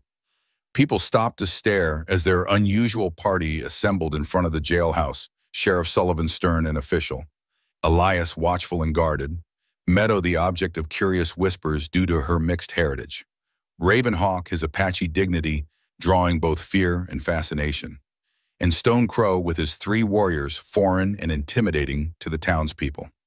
Sullivan had arranged for fresh horses, and their gear had been transferred from their previous mounts. Elias checked his rifle carefully before sliding it into the saddle scabbard, his movements precise and methodical. Meadow noticed that the sheriff positioned their group deliberately himself at the front, then Meadow, Elias, and Ravenhawk with Stone Crow and his warriors bringing up the rear. It was an arrangement designed to minimize conflict, keeping the most hostile parties separated. "Everyone clear on the plan?" Sullivan asked, looking around the group. "We ride to Eagle Rocks. We search for the gold. Whatever we find belongs to whoever can prove rightful ownership." His gaze lingered on Stone Crow. "And there will be no violence unless authorize it. Understood?" Stone Crow inclined his head slightly, his face impassive. "We understand your terms, Sheriff." Sullivan studied him for a moment longer, then nodded. "Mount up." They rode out of Copper Creek in single file, following Sullivan along a trail that led northward through rolling hills. The morning sun warmed their backs as they traveled, casting long shadows ahead of them. Meadow rode just behind the sheriff, acutely aware of the tension humming through their party like a plucked bowstring.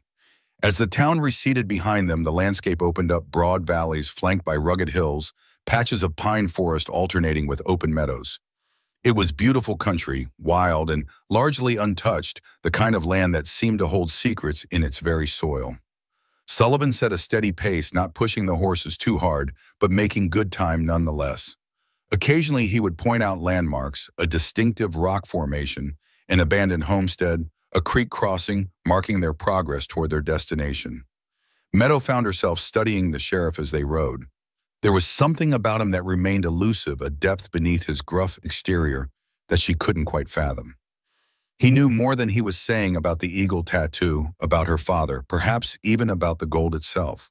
Yet he kept his own counsel, revealing only what served his immediate purpose. Around midday, they paused to rest the horses beside a small stream.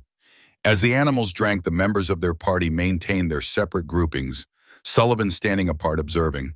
Meadow, Elias, and Ravenhawk clustered near their horses. Stone Crow and his warriors speaking quietly in Apache several yards away. Elias approached Meadow as she refilled her canteen in the stream. "How are you holding up?" he asked, his voice low enough that only she could hear. "I'm fine," she assured him, though in truth the weight of expectation pressed heavily on her shoulders. "Just anxious to reach our destination." Elias nodded understanding without needing further explanation. "Whatever we find or don't find, It doesn't change anything about who you are. The simple statement touched Meadow deeply. Throughout her life, she had been defined by others, her mixed blood, her appearance, her status as an outsider within her own tribe. Elias was the first person besides her mother who had seen her simply as herself, not as a collection of attributes to be judged. "Thank you," she said softly. His eyes held hers for a moment longer than necessary, then he glanced away suddenly self-conscious. "We should get ready to move on. Still a long way to go." As they remounted and continued their journey, the terrain became more challenging. The trail narrowed, winding through rocky passes and dense stands of pine. Sullivan led them confidently, though occasionally he would pause, studying the landscape as if confirming his bearings. "Not much further," he called back after one such pause. "Another hour, maybe two." The announcement sent a ripple of tension through the group. They were nearing the culmination of their journey, the moment when the bone necklace's secret would finally be revealed or proven meaningless. As they rode, Ravenhawk drew his horse alongside Meadows. "Are you prepared for what we might find?" he asked quietly. She considered the question. "I'm not sure anyone can be prepared for something they've never imagined seeking." "The gold itself is not what matters," Ravenhawk observed. "It is the truth it represents. For 20 years, lies have shaped your life and mine. Today, perhaps we find freedom from them." Meadow nodded, appreciating his perspective. For Ravenhawk, this journey was about justice for his father. For her, it was about understanding her own history, her mother's secrets, her place in a world that had never fully accepted her. The sun had passed its zenith and begun its westward descent when Sullivan reined in his horse at the crest of a hill. "There," he said, pointing ahead, "Eagle Rocks." Meadow followed his gesture and caught her breath. Before them lay a wide valley cut by the sinuous path of the Snake River. On the far side, rising from the riverbank, stood a massive limestone formation that indeed resembled an eagle with outstretched wings. The resemblance was uncanny, the curved beak, the broad sweep of wings, even a suggestion of talons at the base. Nature had sculpted what human hands could only imitate. "It matches," she whispered, touching the bone necklace. The pattern of bones depicted exactly this view. The river's bend, the distinctive rock formation, even smaller features of the landscape represented by smaller bones in the arrangement. They descended into the valley, the Eagle Rocks growing larger and more imposing as they approached. By the time they reached the riverbank, the formation loomed above them, casting long shadows across the water. Sullivan dismounted, tying his horse to a tree. The gold, if it exists, would be hidden somewhere around here, in a cave maybe, or buried. The others dismounted as well, their eyes scanning the area, searching for any sign, any clue. Meadow removed the bone necklace, laying it flat on a rock where everyone could see it. The pattern was unmistakable now that they stood before the actual landscape, a miniature map of exactly where they now found themselves. "Look here," she said, pointing to a small bone shaped differently from the others, positioned at the base of the eagle formation. "This could indicate a specific location." Stonecrow pushed forward, his interest overcoming his hostility. "Yes," he agreed, studying the necklace. "That bone is from a hawk's foot. It would not be used without meaning." They all stared at the massive rock formation, then at the specific area indicated by the hawk bone, a shadowed section at the base of the eagle's right wing. "Let's check it out," Sullivan decided, leading the way. As they approached the base of Eagle Rocks, the terrain became steeper and more broken. Loose stones shifted beneath their boots, and thorny brush tore at their clothing. The late afternoon sun cast deep shadows among the rocks, creating pockets of darkness where anything might be hidden. The spot indicated by the hawk bone turned out to be a narrow fissure in the limestone, barely visible until they stood directly before it. It was just wide enough for a person to squeeze through sideways, and darkness yawned beyond. "Could be a cave system," Sullivan observed, peering into the opening. "Or a dead end," Elias added, ever practical. Ravenhawk had been examining the rocks around the fissure. "Look here," he said, pointing to a small, weathered carving, barely visible in the limestone. It depicted an eagle, the same design as the tattoo Meadow bore on her shoulder. "He marked it," she breathed, running her fingers over the carving. "My father marked the place."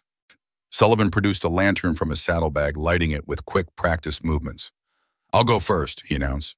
"Then Meadow, since it's her map that brought us here. The rest of you follow one at a time." He squeezed through the fissure, the lantern's glow disappearing as he entered. Meadow hesitated only briefly before following, turning sideways to slip through the narrow opening.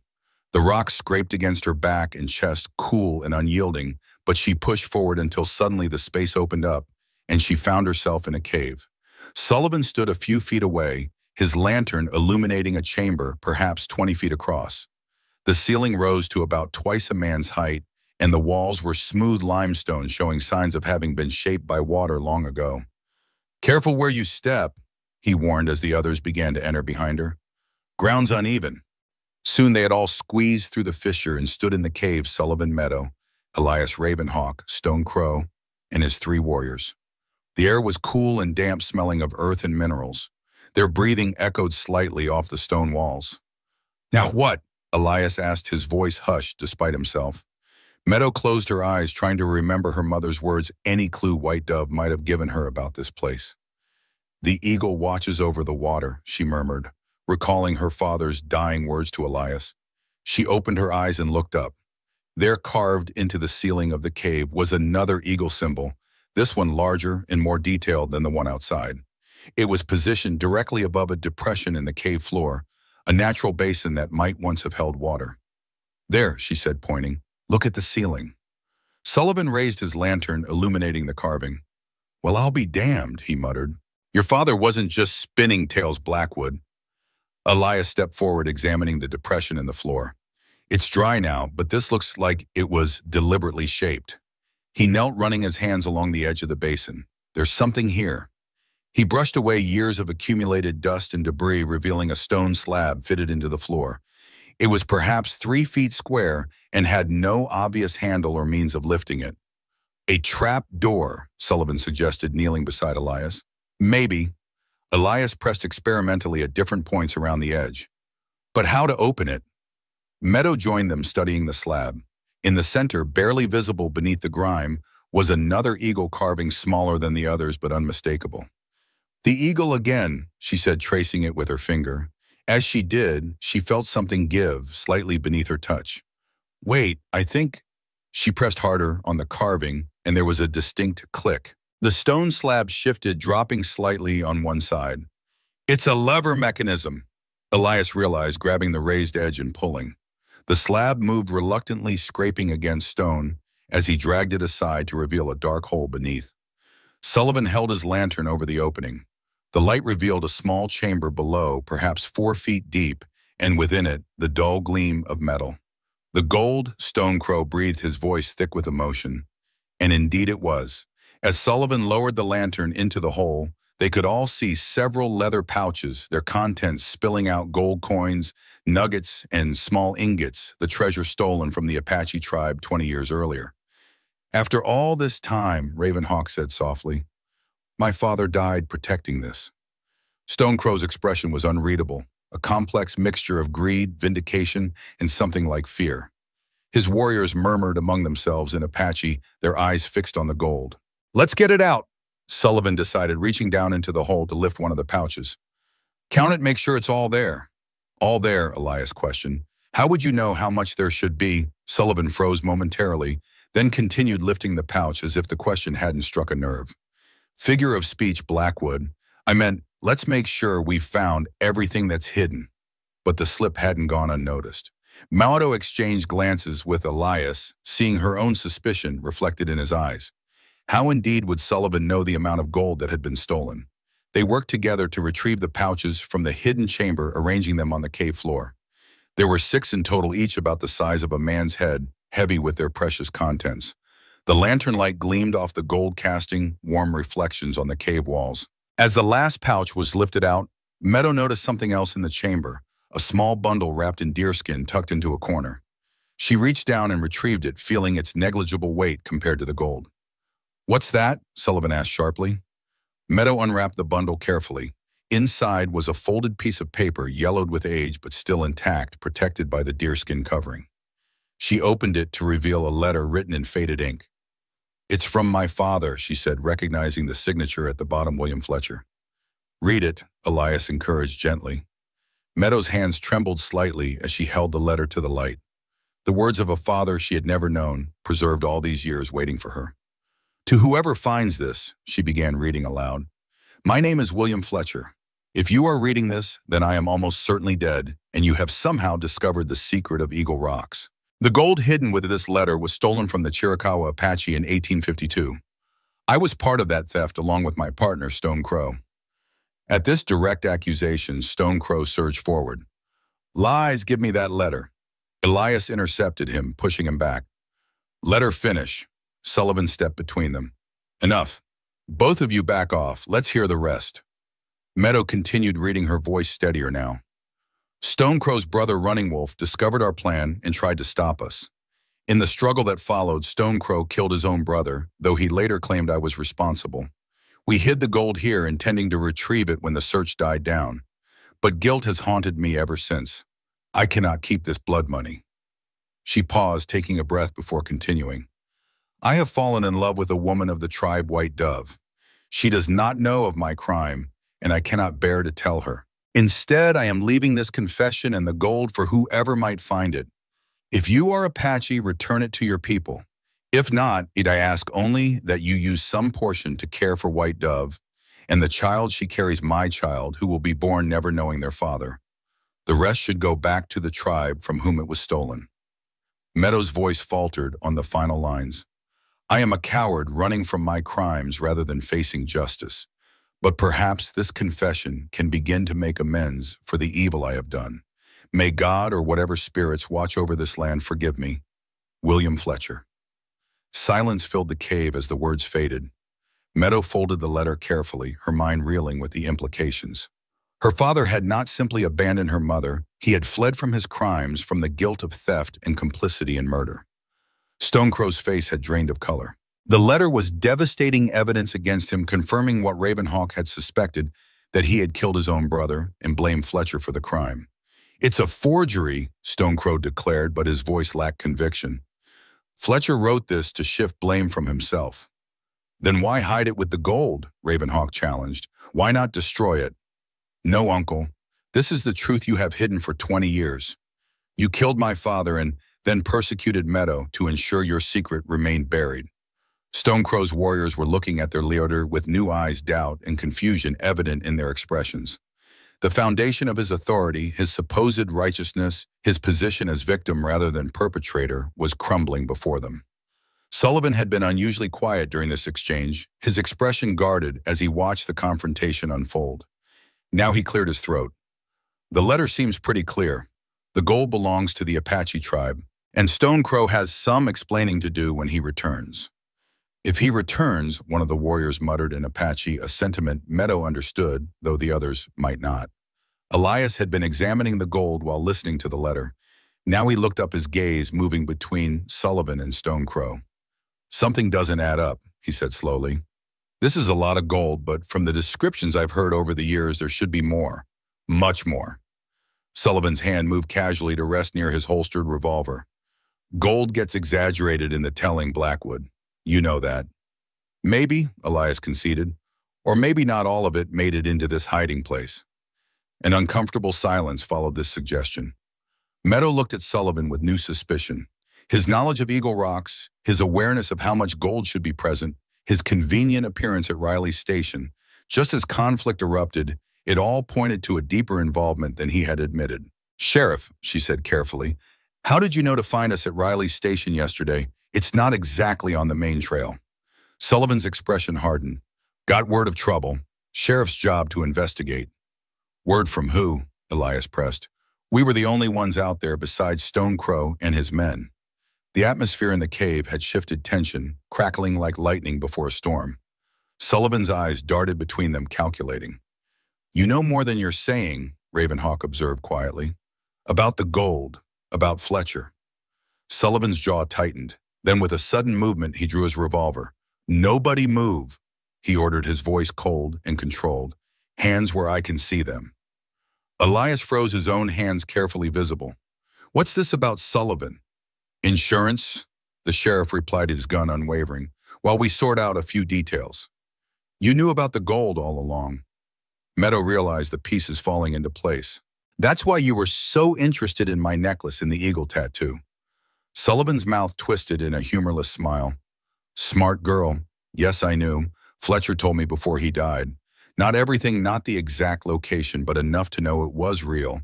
I've been searching for it for 15 years. You found Fletcher, Elias asked, surprised. When? After you did, Sullivan admitted. He wasn't quite dead when you left him. He held on long enough to tell me about the gold, about his partner in the tribe. Didn't mention Stone Crow by name, but gave me enough to start looking. Meadow's mind raced processing this new information. So all these years, while you've been sheriff, I've been searching, Sullivan confirmed, following every rumor, every clue.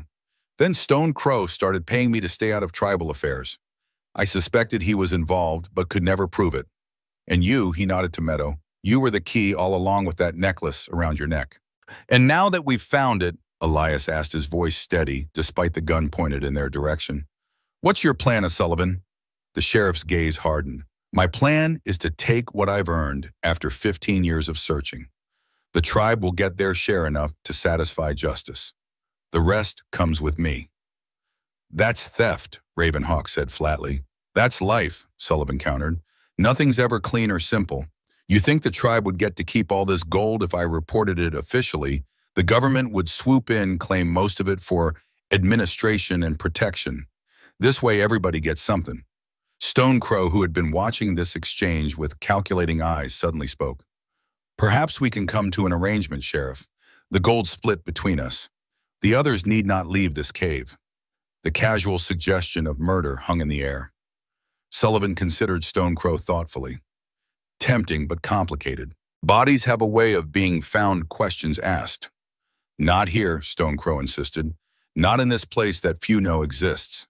Meadow felt cold fear wash over her. Sullivan was wavering, considering the tribal elder's suggestion. Beside her, Elias had tensed, ready to move despite the risk. There's something you should know, she said quickly, drawing Sullivan's attention. Before you make any decisions, you can't take back. Sullivan's eyes narrowed. What's that? My mother didn't just give me the necklace. Meadow lied, improvising desperately. She told people about it, about the map, about Fletcher's partner. If I don't return to tell them what we found, they'll know exactly who to blame. It was a bluff, but a calculated one. Sullivan was a lawman, corrupt perhaps, but accustomed to thinking about consequences, about evidence and witnesses. Uncertainty flickered across his face. Who did she tell? People in Copper Creek. Meadow continued, building on her fabrication. People who knew my father. Who knew you, Sheriff. Sullivan's expression darkened. You're lying. Am I? Meadow met his gaze steadily. My mother was very careful, very thorough. She wanted to ensure justice would be done, even if something happened to me. The sheriff's resolve visibly wavered. His plan had been to find the gold, take his share, perhaps eliminate witnesses if necessary. But the prospect of predetermined suspicion of investigators already primed to look in his direction complicated matters significantly. While Sullivan's attention was focused on Meadow, Elias had shifted positions slightly, angling his body to shield her if shooting started. Ravenhawk, too, had moved incrementally, positioning himself for rapid action. Stone Crow, sensing the sheriff's hesitation, pressed his advantage. She is bluffing. Who would believe an Apache woman over a respected lawman? Enough people to make trouble, Sullivan muttered, especially with a letter like that in the mix. He nodded toward the confession Meadow still held. The standoff stretched taut with possibility. Then from outside the cave came an unexpected sound, voices approaching. Someone had followed them to Eagle Rocks. Sullivan's head turned slightly at the noise, his concentration broken for a crucial moment. Elias seized the opportunity, lunging forward to knock the sheriff's gun aside. The weapon discharged the shot, deafening in the confined space, the bullet ricocheting off stone. Chaos erupted. Ravenhawk tackled one of Stone Crow's warriors as the man reached for a knife. Stone Crow himself dived for the gold-gathering pouches with desperate hands. The remaining warriors hesitated, caught between defending their leader and saving themselves. Meadow scrambled backward, clutching her father's letter as Elias and Sullivan grappled for control of the revolver. The two men were evenly matched, both strong and determined, neither willing to yield. The voices outside grew louder, and suddenly new figures appeared at the cave entrance. Townspeople from Copper Creek, led by a tall man in a black coat, whom Meadow recognized as the owner of the general store. "Sheriff," the man called, taking in the scene with evident shock. "What in God's name is happening here?" Sullivan and Elias froze in their struggle, both breathing hard. The unexpected arrival of witnesses had changed everything. Marcus Sullivan acknowledged the store owner, still gripping his revolver, though it was now pointed at the ground. "What brings you and these good folks all the way out here?" Marcus stepped further into the cave, followed by 4 other men from town. "Followed you when you rode out with these strangers, and Stone Crow folks got worried, especially after what happened to Sheriff Jenkins over in Mesa Creek last month, ambushed and killed by renegades." Sullivan's expression tightened. The appearance of these townspeople had effectively ended any possibility of violence or theft without consequences. "Well, as you can see," he said, attempting to regain control of the situation, "things got a bit heated. We found some stolen property, and there was a disagreement about its rightful ownership." Marcus's gaze moved to the pouches of gold, some still clutched in Stone Crow's hands, others scattered across the cave floor. "That looks like more than just some property, Sheriff." "It's tribal gold," Meadow spoke up, stepping forward with her father's letter in hand. "Stolen 20 years ago. We came to return it to its rightful owners." Sullivan shot her a warning look, but it was too late. The townspeople were now fully engaged, curious and concerned. "Is that true, Sheriff?" Marcus asked, his tone suggesting he had his own doubts about Sullivan's character. Sullivan hesitated, then slowly holstered his revolver. The fight seemed to go out of him as he recognized the futility of his position. "It's complicated," he admitted. "But yes, that's essentially correct."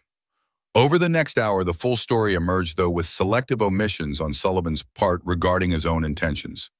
The townspeople examined the gold and Fletcher's confession with wonder and concern.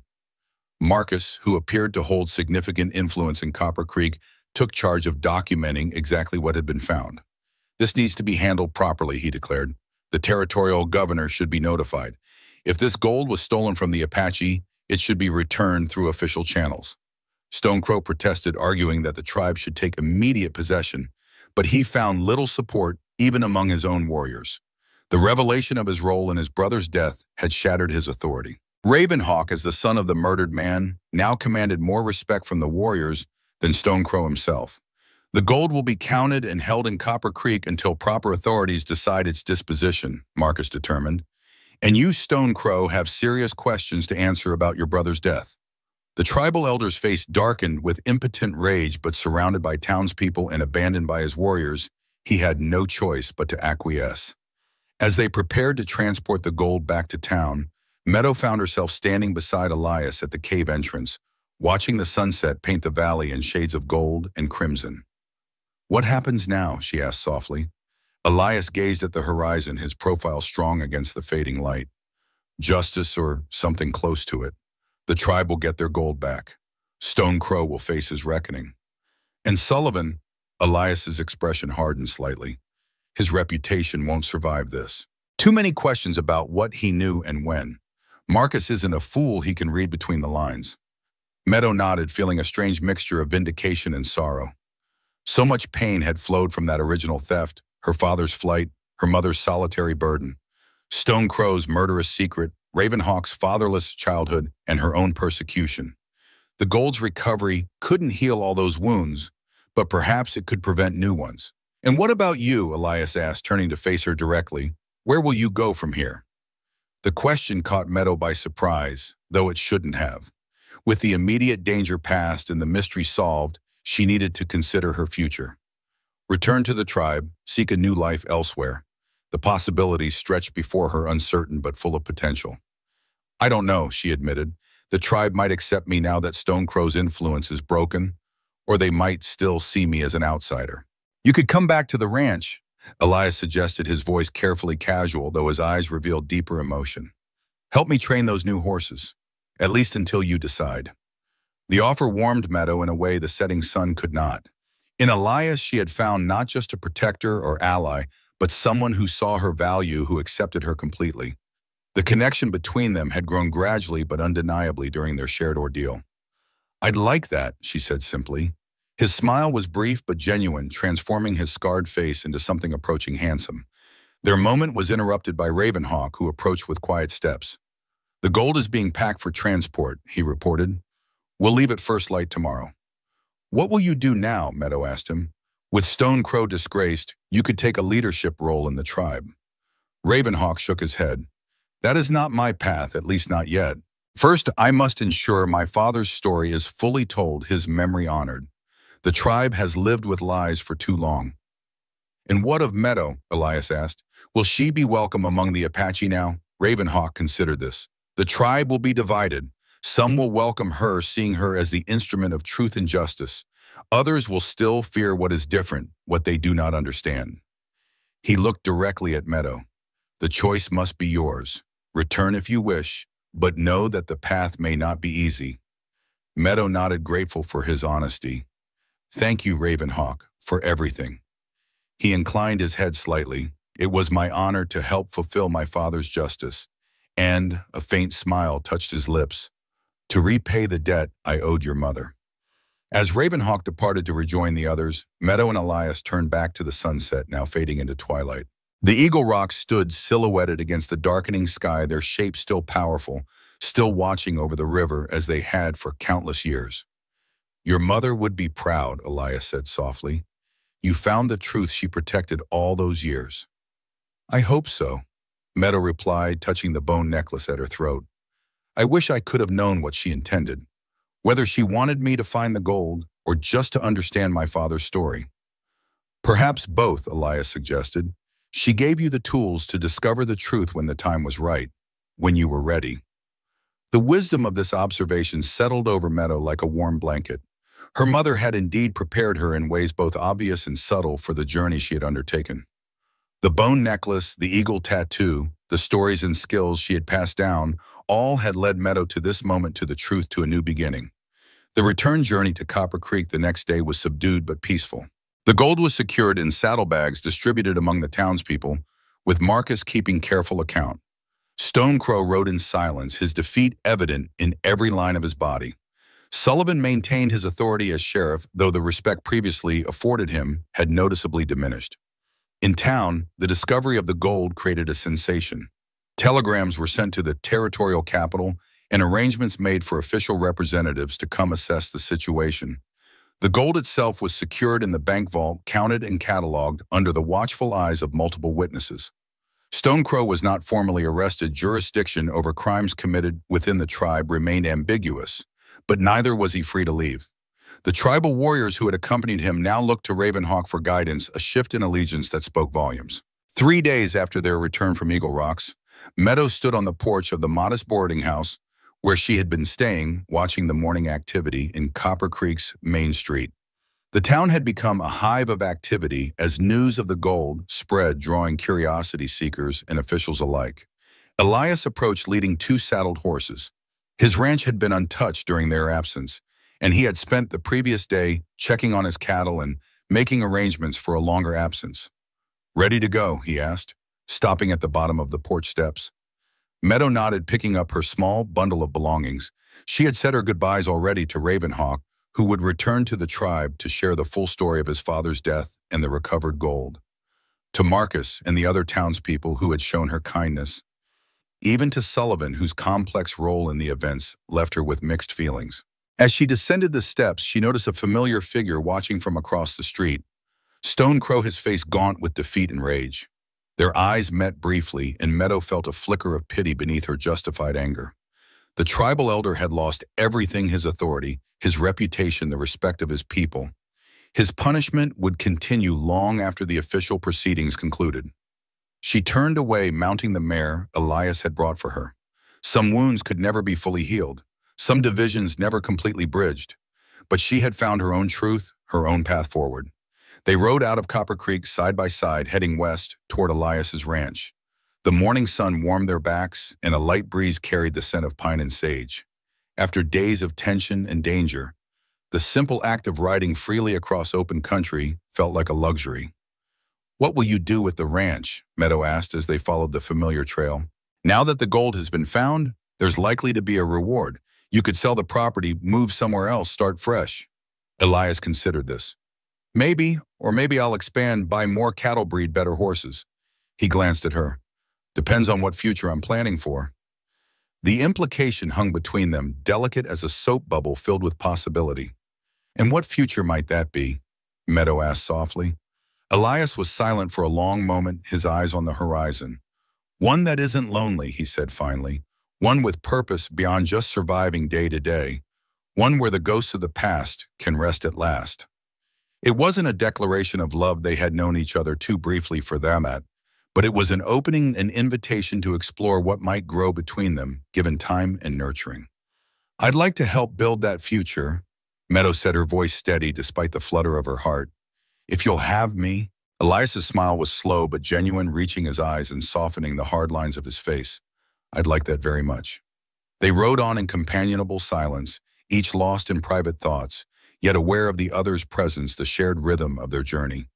The bone necklace still hung around Meadow's neck, no longer a burden of mystery, but a connection to her past, to her mother's wisdom and foresight. As the sun climbed higher, the landscape opened before them. Rolling hills, patches of forest, the distant glint of the river. Somewhere ahead lay Elias's ranch, and beyond that a future neither of them could fully envision, but both were willing to explore together. Meadow touched the eagle tattoo on her shoulder, feeling its outline through the fabric of her dress. Once a mark of shame and confusion, it now represented something different.